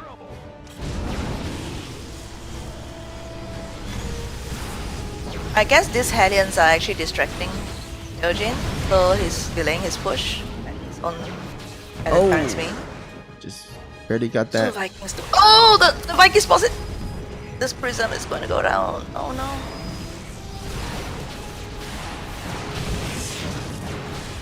Alright, I guess that ends whatever plans Kyojin had. I don't know, he doesn't have Blink. Yeah, he doesn't really have much, but he does have a lot of stalkers. And there's actually really not much for Squee here. Only 1 bunker and a few marines. Yeah, but I think he's going to be able to defend this because there's no reinforcing on pylons, no prism because he lost his prism. So his skill is able to get more tanks out, like another tank out maybe. The second tank is already halfway done. So I think it would be out by the time the prism reaches. Oh, interesting third choice from Kyojin. Yeah, the scan was on the other third, so Squee is thinking that is a 2-base all-in at this point. Yeah, it's not many people who would take this third. Like sometimes I would include it in my scout because I have actually encountered people who take that third, especially Zerts.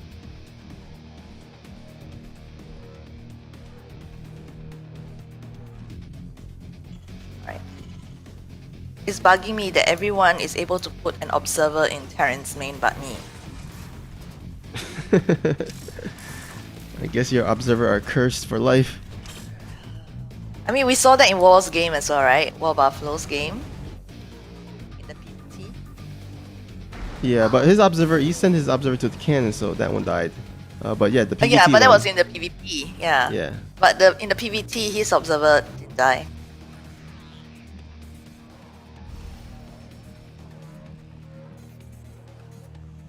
Alright, we see Charge being researched first over Blink, which is curious since he has more stalkers.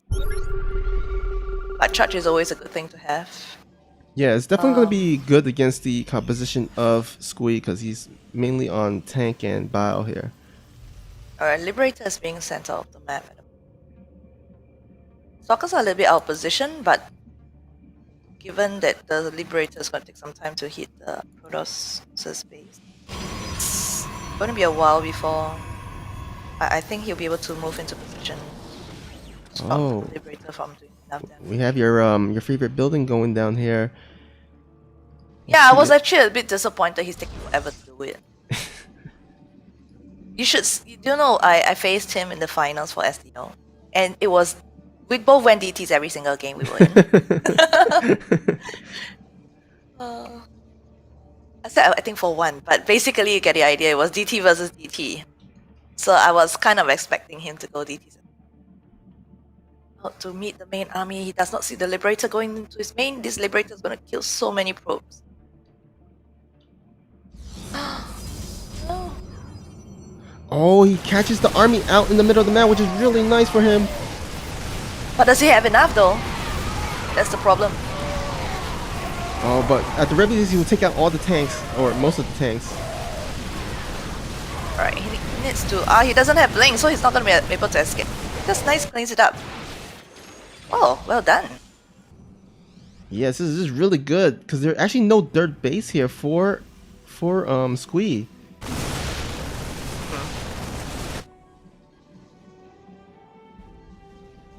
The Liberator was cleaned up. Oh no, actually the Liberator is still alive at the natural here, getting a bit more probe kills.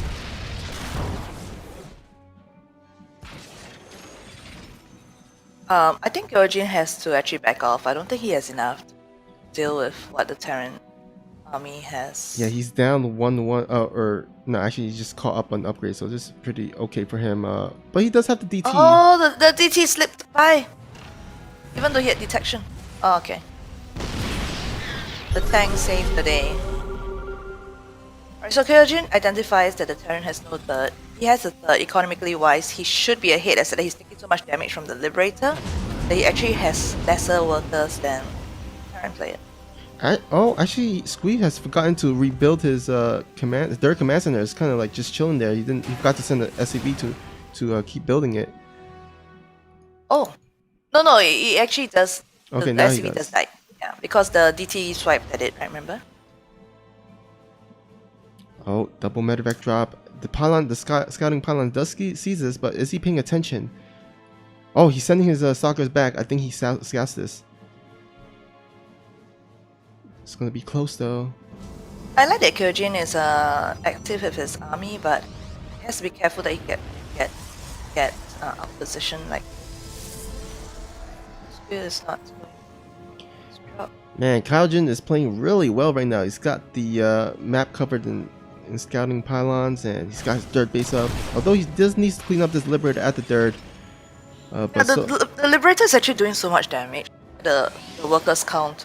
I mean, despite having a third base for so long, he still has actually lesser workers than. Wait. Oh, can he deny the armor upgrade? Oh, just finished. It just finished.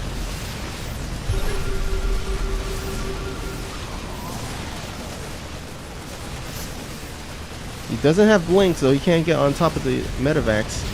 But nice damage Still here. hasn't gotten blink. Nope, he only has charge. And he lost his Twilight. So he's not going to be able to get any further upgrades and blink Yeah, for a very long time. he might want to just I mean, go this ahead. is- Oh, go ahead. Sorry.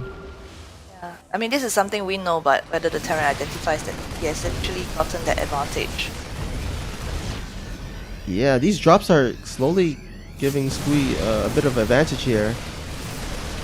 He needs a bit more cannon defense on his bases and better splitting of his army.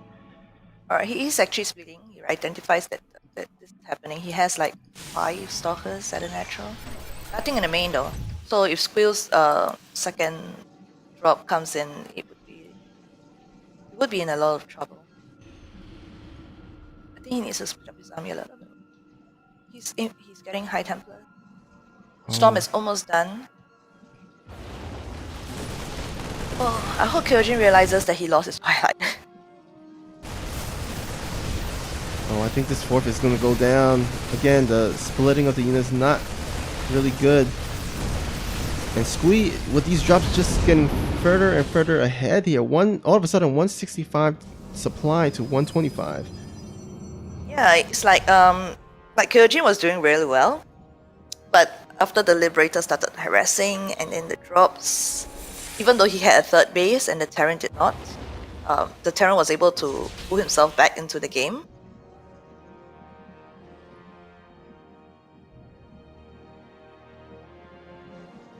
I guess Kyojin is really flustered by all these drops at the moment. Oh, Yeah. a nice feedback off. And now the third base is vulnerable because he just pulled his whole army back into the fourth base. Oh, you can tell that he's really harassed by it because his third is very saturated, but his natural is not, so he shouldn't be transferring his probe around. Oh, more probe loss in the main.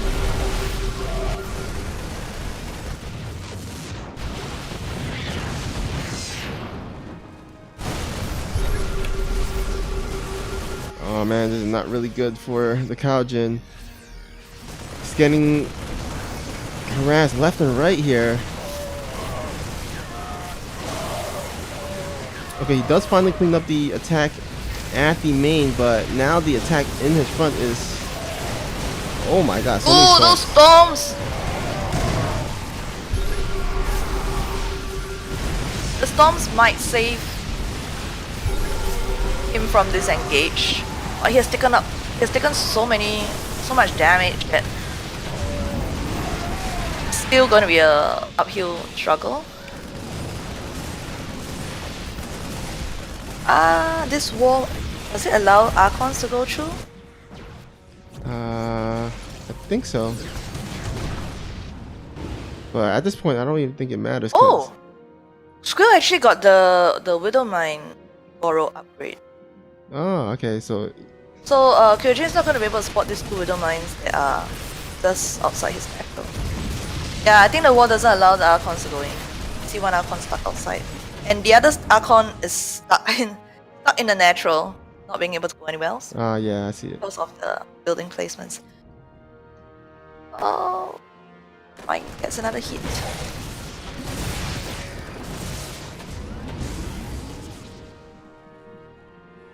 Meanwhile, the Terran is setting himself up for a very good economy. Fourth base is already well saturated. And I would like to see the Terran player actually drop more barracks. He has already got 5 barracks, but he has 4 bases right now, so he definitely bought another 2 more barracks. I think he forgot. Is he on 3-3 already? Yeah, he's on 3-3 versus 2-2 of the Kaojin. And yeah, GG. Yeah, GG's. Ah, man. Unfortunate for the Kaojin. He set himself up to be in a pretty good position to take the game, but Squee with those drops, man.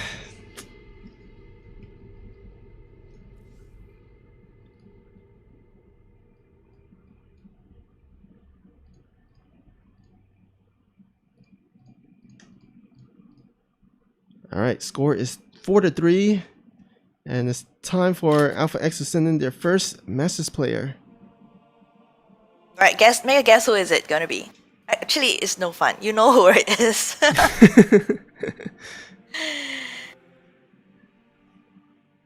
Okay, so we're gonna remove Kyojin from the party. This Masters player. It's also someone like War Buffalo who has played in Clan Wars for a while. Everybody, type into the chat who you think it is. Oh, okay. Which maps have not been chosen? I lost track. Well, this is all 7 maps has been played because it's 4-3. So, Oh, okay.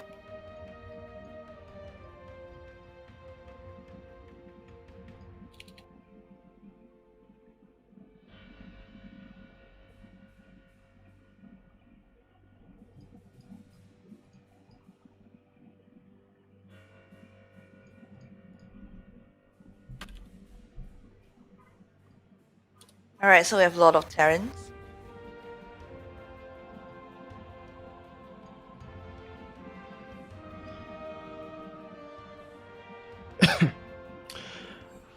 the Kaojin saying feels bad. Sorry guys, no need to be feel sorry. You did pretty good. You got the win for us, and also you were pretty close in in closing out that game. So I mean, at least you set up yourself to be in a pretty good position to do so. So I wouldn't feel bad. You played really good.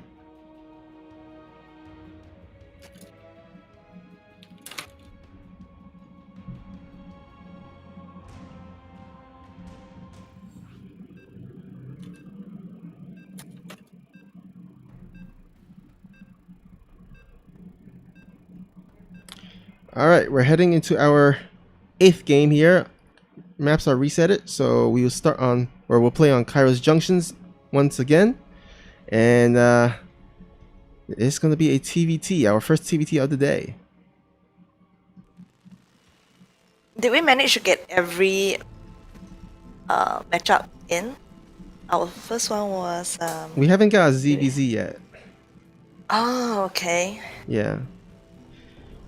But anyhow, here, spawning at the top left, we have our TL Terran player from QTp2T. It is Squee. And in orange lower right hand corner, we have the Lord of Terran, the Terran Lord himself. Terran Lord. Xeno was like, I wanted to cast Terran Lord, but had a personal commitment he had to go for, so he couldn't commit.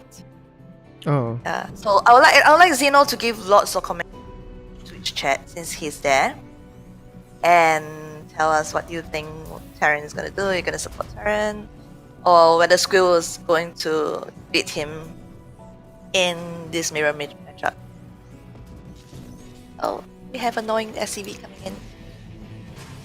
Yeah, Protoss teammate tried to harass me earlier when I was building my rack, so it's your turn.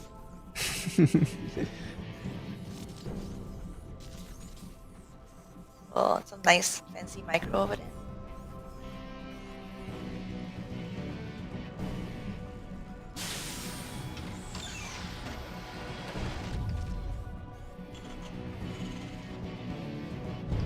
Alright, so we have a bit of deviation here by both players. Squee gonna elect to do one gas into Expo, while Terran Lore, he's going for a double gas and looking to tech up to do a to do some type of tech push, whether it may be Banshees or... Please pause. Oh. Hopefully it's not related to lag. He didn't mention lag. Maybe someone was talking from the family. Something that happened. Well, Skull is hoping to win this round so that he would bring his team to ace match. But Lord is looking to stop him. Oh, alright. They're ready to go. Alright.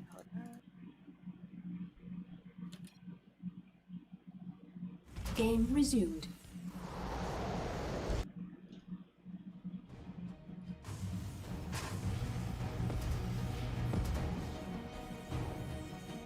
Alright, so since Terran Lord opened up with a faster factory and gonna open with 2 Reapers, it's gonna be important for him to get a bit of more damage, because Squeeze got his second CC already halfway done. So if he doesn't do enough damage, he's gonna let Squee outdo him in terms of the economy here.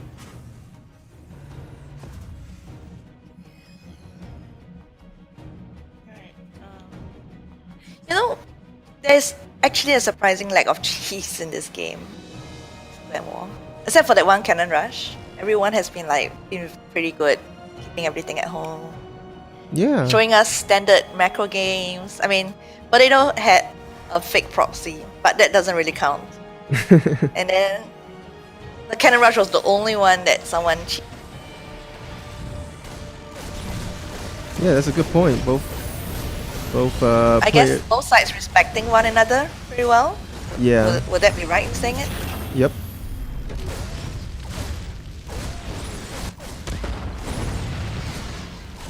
Oh, the Reaper will die.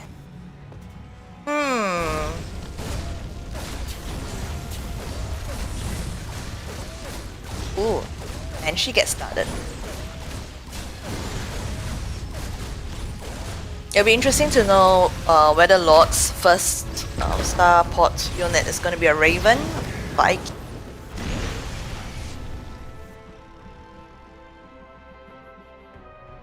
What do you think? Well, I think for him, he probably wants to go for a Viking at this point because. I think Lord's in trouble. He just Yeah. lost all his Hellions. He has a Cyclone out though. Cyclones are pretty good.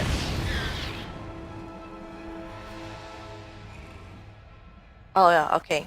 So Lord is actually getting a Raven out first, which is pretty good against Banshee opener because he's getting Cloak as well. Oh yeah. Raven too, and they can detect. Don't have to waste scans, and he has a Cyclone, so he can use that to target the Banshee. Oh, actually, Terran Lord, he's gonna take a bit of a risk here. He was a bit out microed in the beginning, but he's gonna be confident enough or ballsy enough to throw down the early third base here. Which makes a lot of sense because he knew that his expansion was later than Squill's, so economic wise he has to catch up. Yeah. So as long as he doesn't take any further damage, he would be, with the third CC, he will be able to set himself up to get back economically better. So I like his decision. And he didn't take too much damage from those Banshees. Only 2 SCVs going down.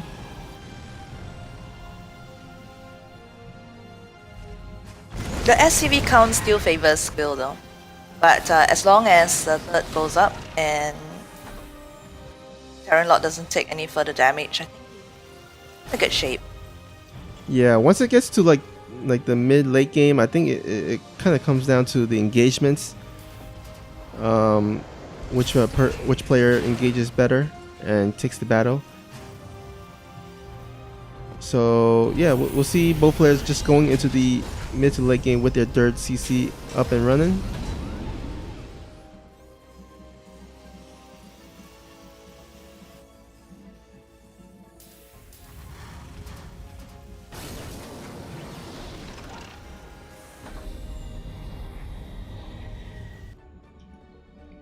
Alright, looks like a Banshee going to go down in the bottom here, looking to get some more damage in the main base.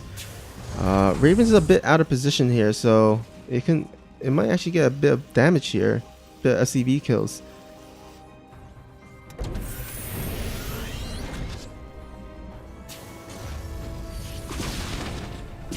Oh, the Banshee managed to find a loop. So funny. The Total Biscuit was like, SCVs are not meant to fight. Oh. Are you using the TV voice pack? No, I don't have any voice pack, so. Oh, it's Terran Lord's voice pack. Maybe I'll get a Because I was Nemesis looking voice from his pack. point of view. Oh, okay. Yeah, when you look at someone's point of view, it switches to that person's voice pack. Yep.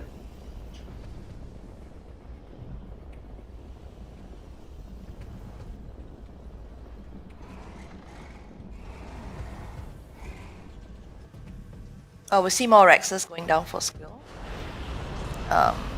Both of them establishing their third.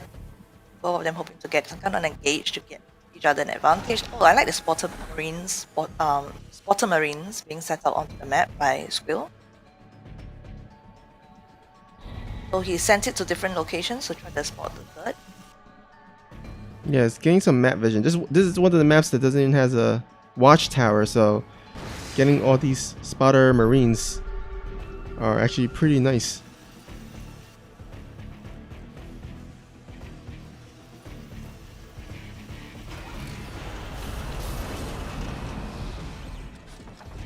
Alright, Steam is being done by Squill, and Steam is only just started for Terran Lord. So I don't know how I feel about this.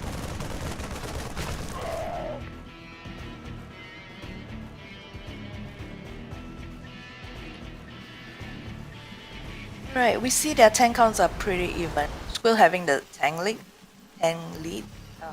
Terran Lord has 2 Ravens though, so he can use them to disable the tanks.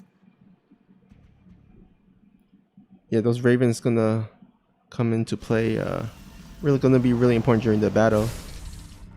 Whether it's gonna be a defensive matrix, or I mean interference matrix, or the anti-armor missile. Squill actually has the higher Viking, so he can snipe the Ravens before that happens. But he's Yeah, I'm getting a little scared. is that a mistake? Oh, Is that a mistake? He left his Ravens. He left his Raven and Viking at home.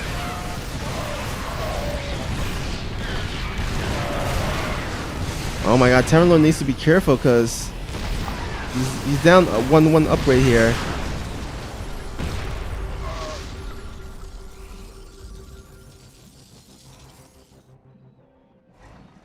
If he could get us around here, I think Terran Lord can actually take this though.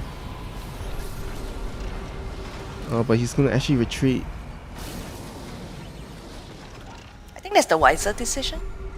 Like, if Squill had made a real mistake of leaving his Viking and it doesn't join a fight, then I think Terran Lord could have taken a better engage. But because at the last minute, Squill realizes that he left his Viking and Raven at home, so he joined the army pretty soon, just after the attack began. Oh no, this is the stuff that Terrans hate, right?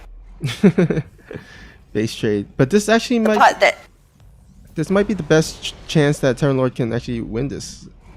yeah, but it's crazy.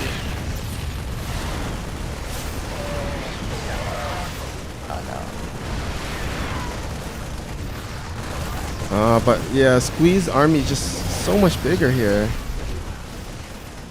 And he has so much more bases too. And he's up 30 supply in army.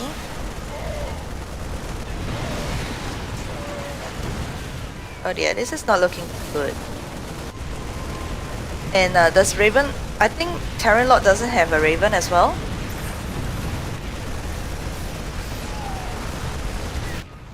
Oh, actually, you know what?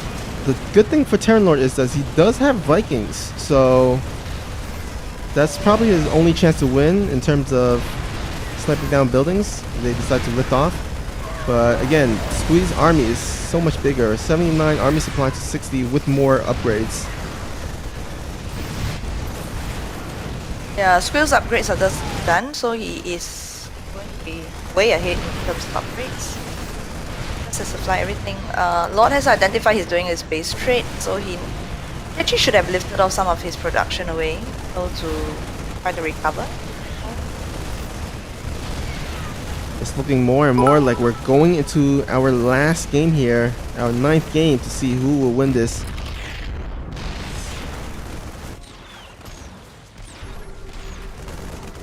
Oh, thank you, Sniper SC, for the 10 bits.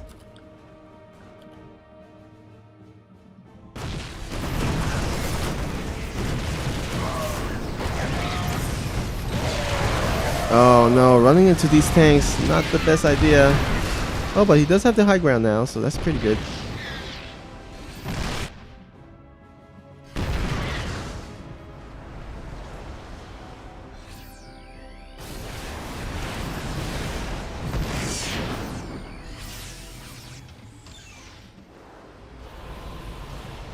Oh, this is painful.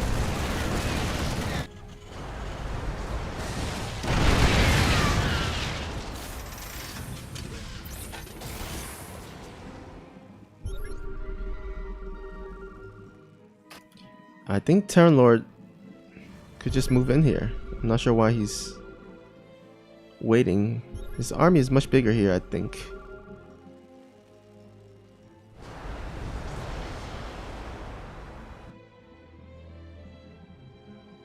I guess he doesn't want to accidentally troll. Plus, I don't think he can see how many tanks Will actually has on the low ground. No, he scanned it. So he saw there's only one tank.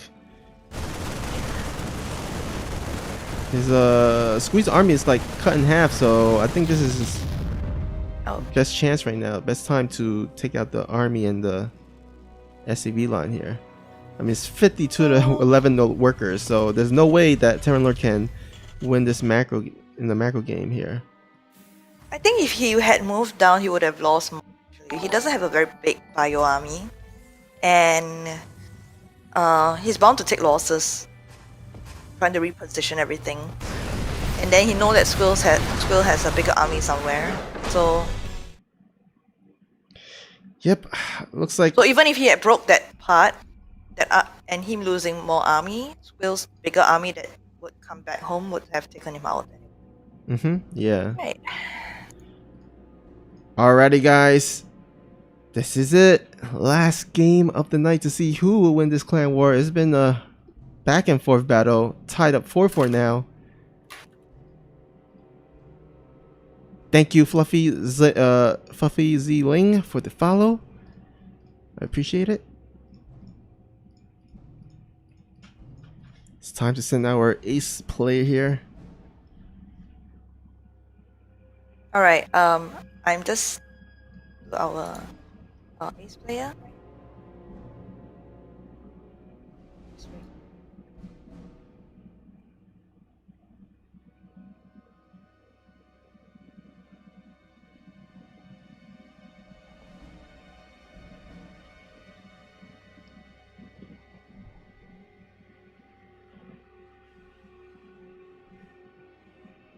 For him to respond.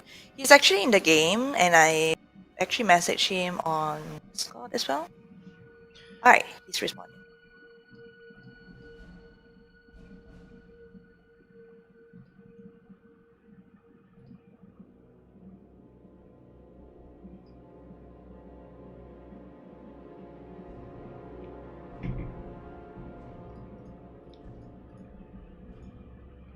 Alright, this should be interesting.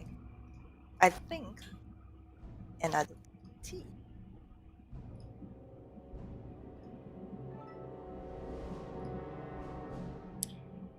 Alright, guys, type into the chat who you got coming out here winning this. Is it going to be Alpha X or QTp2T?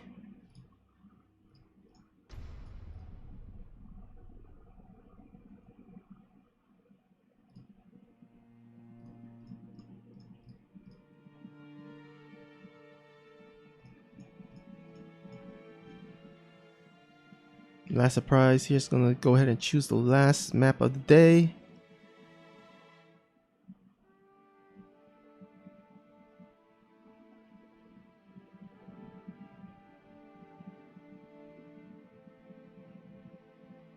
And it will be on Port Alexander.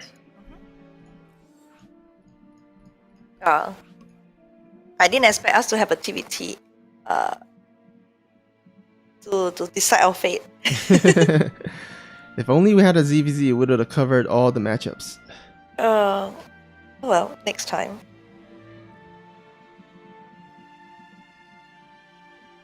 Yeah, but yeah, we pretty much covered every matchup, so it's been a pretty good. Yeah, I like that. I like to have a clan war where we cover as many of the matchups as possible. I think it makes it for more interesting games to watch. Yep. More fun to observe and stuff. Oh yeah, definitely. Final Mastery in the chat saying the viewers are the winners. Okay. Oh yes, Yeah. I totally agree.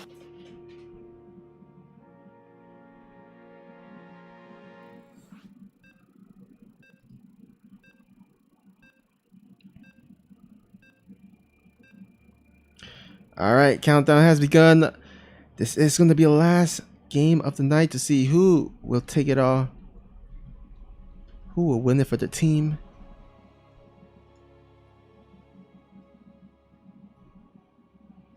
And here we go.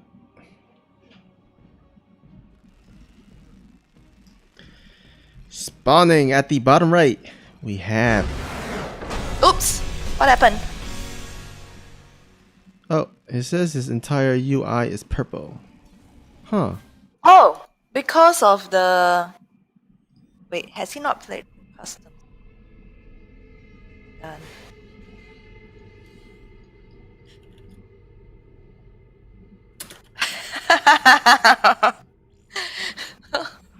Oh, wait, hold on.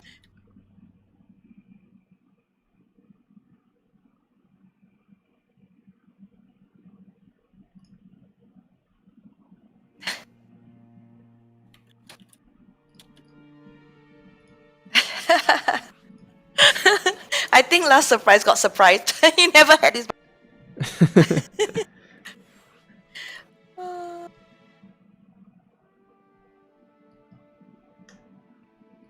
Actually, it doesn't really bother me because I'm so used to it. Yeah. Alright, hopefully this is goes okay this time around. Oh, I know why he chose purple. See his color choice? Oh yeah, yeah.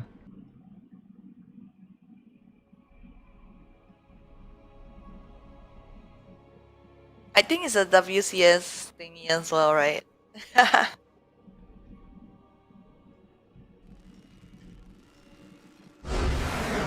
Oh, Wait, hold on. Let me explain to him. I think he never really got this happening before. Wait, let me explain to him.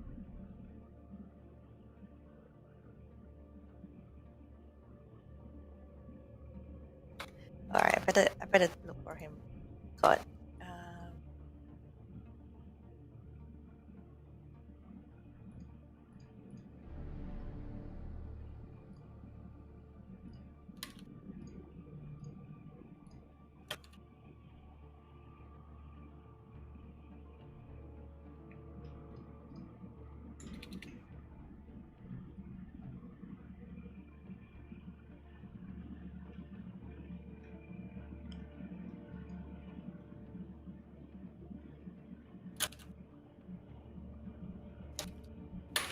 looks like last surprise is just gonna go ahead and relog in as soon as we can get the lobby up. Hopefully the purple thing goes away.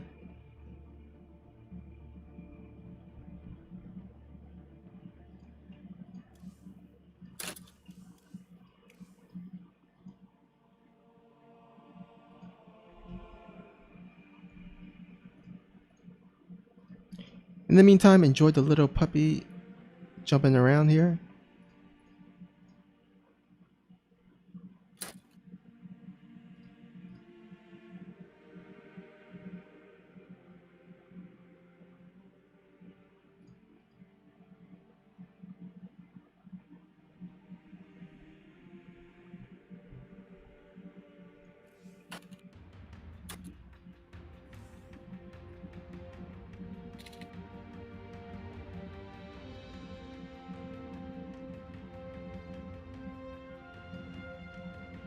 Alright, I've spoken to him. He's going to try to relog whether it uses it. He has never encountered this before, so it's a total surprise to him. But if it still stays purple, he will not. He'll just let it be. Okay. Alright, he has joined the party here. Hopefully all is well.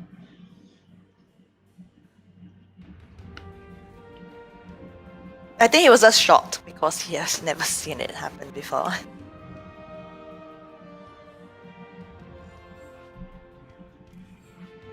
For me, it just doesn't bug me. I mean, it doesn't change the UI per se. It's just the color. And when you're playing halfway through, you probably never even realize what color it is. Like if you ask me what's mine color, I probably wouldn't have remembered. Yeah. It's one of the things that don't register in my mind. You notice it when it first sets up, and then you just forget about it for.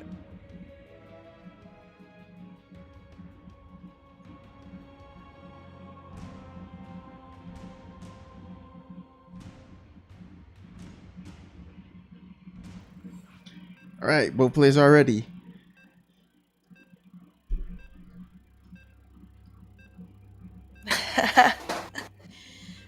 Alright. Okay, this was the cute thing. When I sent out about the clan wars, the kind of players we were looking for clan war, he was one of those that was like, you know what? Your description fits my profile. MMR cap and everything. He said, okay, I'll play.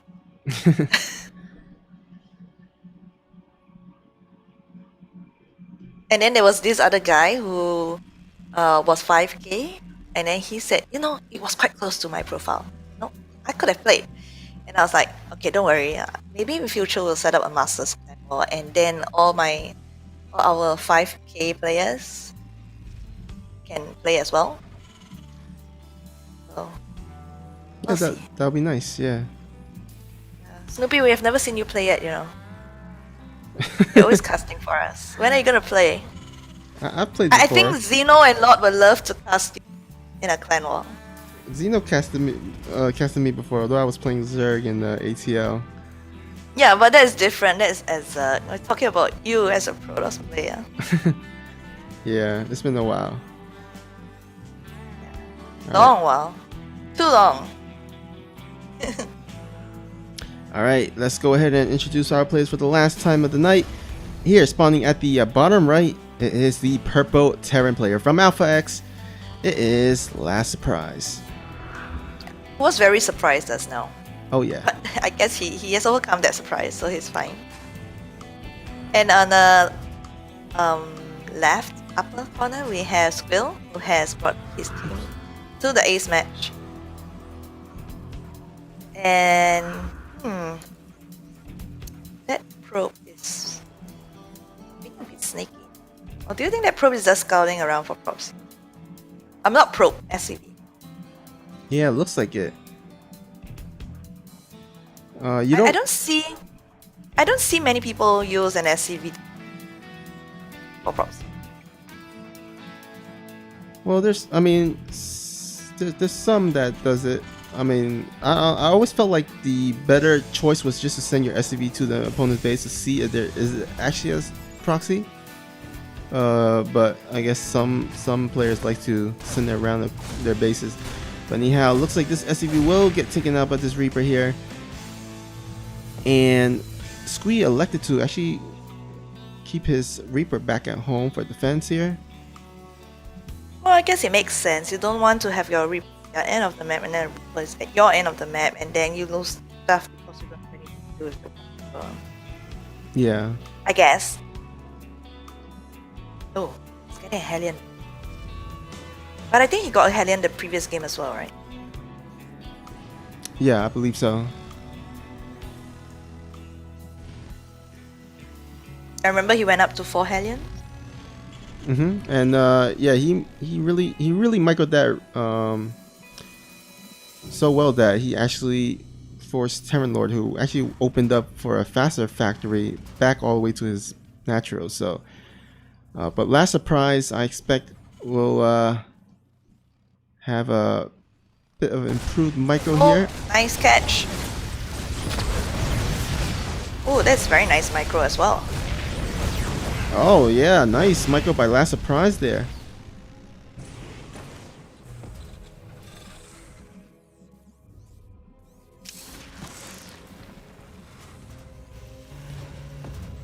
Oh, actually, there's not much here for Squee. I mean, he has a Widow Mine, but if he sacrificed if Last Surprise sacrificed the Reaper, he could actually slow down this command center and also do some harassment in the mineral line.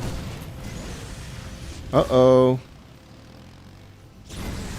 I like how all those in this entire clan war, like the links from Bootkit as well as surprise units, they'll pop into the main and then they were like, I should go out. Hey, wait a minute, there's no one. I should go back in again. That kind of micro, which looks so cute because it makes the units look like they're thinking. Yeah. You're like, oops, should I go in? No, maybe Should I go yes. in or not? Should I? No, Like, no, I should go out. No, but wait, the wall is down. Maybe there's no units. It's so cute. I always imagine these units when they do things like this. They think, even like probes and SCBs, they were like, should I go in here? Should I not go in here? Maybe I should go back home. Yeah. You're like thinking about it. Yeah, they're like thinking about it, and it's so interesting. That kind of movements from their units. Yeah. Alright, I think we see a Raven being made by.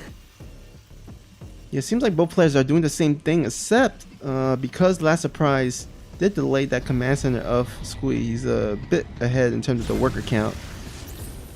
I guess that's the thing about mirror matchups, where if you can gain an advantage early on in terms of economy, it always spirals out of control. That first CC, that first nexus is always so important. Yeah, because both races, they have, because they're the same race, they have the same macro mechanics. unlike if you were facing a different race. So definitely more important in mirror matchups to keep your economy at least around even with your opponent.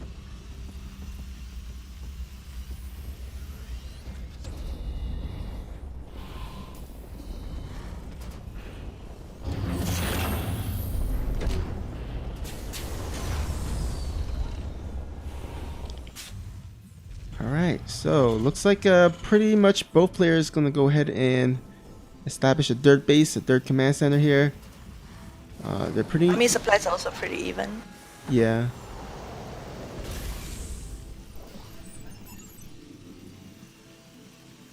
The only thing is that Last Surprise has got Marine, whereas Squill does. Oh wait, he has 15 Marines. They're basically going identical team compositions as well. Army compositions.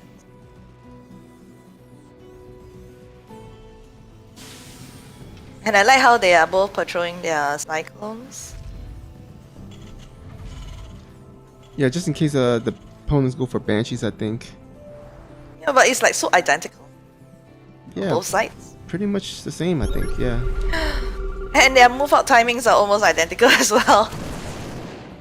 Oh, but the Reaper spots it. Ah. Alright, this is bad for Spill. Oh, Oh, he walks right into Last Surprise's army. Oh, this is so bad. And Last Surprise was able to use his interference matrices. Oh, he loses both Ravens. yep, and GG. GG. Nicely done. Pretty anticlimactic, but Last Surprise did get it done, and Alpha Yeah, X. and it was a nice, pulling out that Last Surprise on all of us. Yep. The Last Surprise. GG's. GG's. Well done by both teams. QTp2T put up a really great fight. Came down to the last match. Congrats to Alpha X and their players for winning it 5-4. Hopefully we can establish or schedule more clan wars with QTp2T in the future. Yeah, I think they are such a nice clan to work with. Like, all their players are actually very pleasant, and they are very active. From what I heard, they have many clan wars, and they try to keep themselves active. So, it's a clan that you can consider thinking about if you are still clanless. Yeah. All right. That pretty much does it. Thank you guys for tuning in. Appreciate all the follows and bits. You have any last words before we wrap this up, Nem? Well, I would like to thank all the players who have played in it. I think everyone did their best and everyone did very well. I'd like to thank Sam, Raven Flames, for planning this with me. He's an old-time friend, and I had a lot of fun working things out with him. And I look forward to working with him again and hopefully bring more good games to everyone. Well, thanks everyone for tuning in as well. This would not have been a success or everything if it weren't for the viewers. And I would like to thank Snoopy for casting with me. It was an honor. It was nice. It was fun. All right, guys, that pretty much does it. Hope you guys enjoy the rest of your night or your day or afternoon, wherever you are. This is Nemesis and your friendly neighborhood puppy dog signing out. All right. Bye.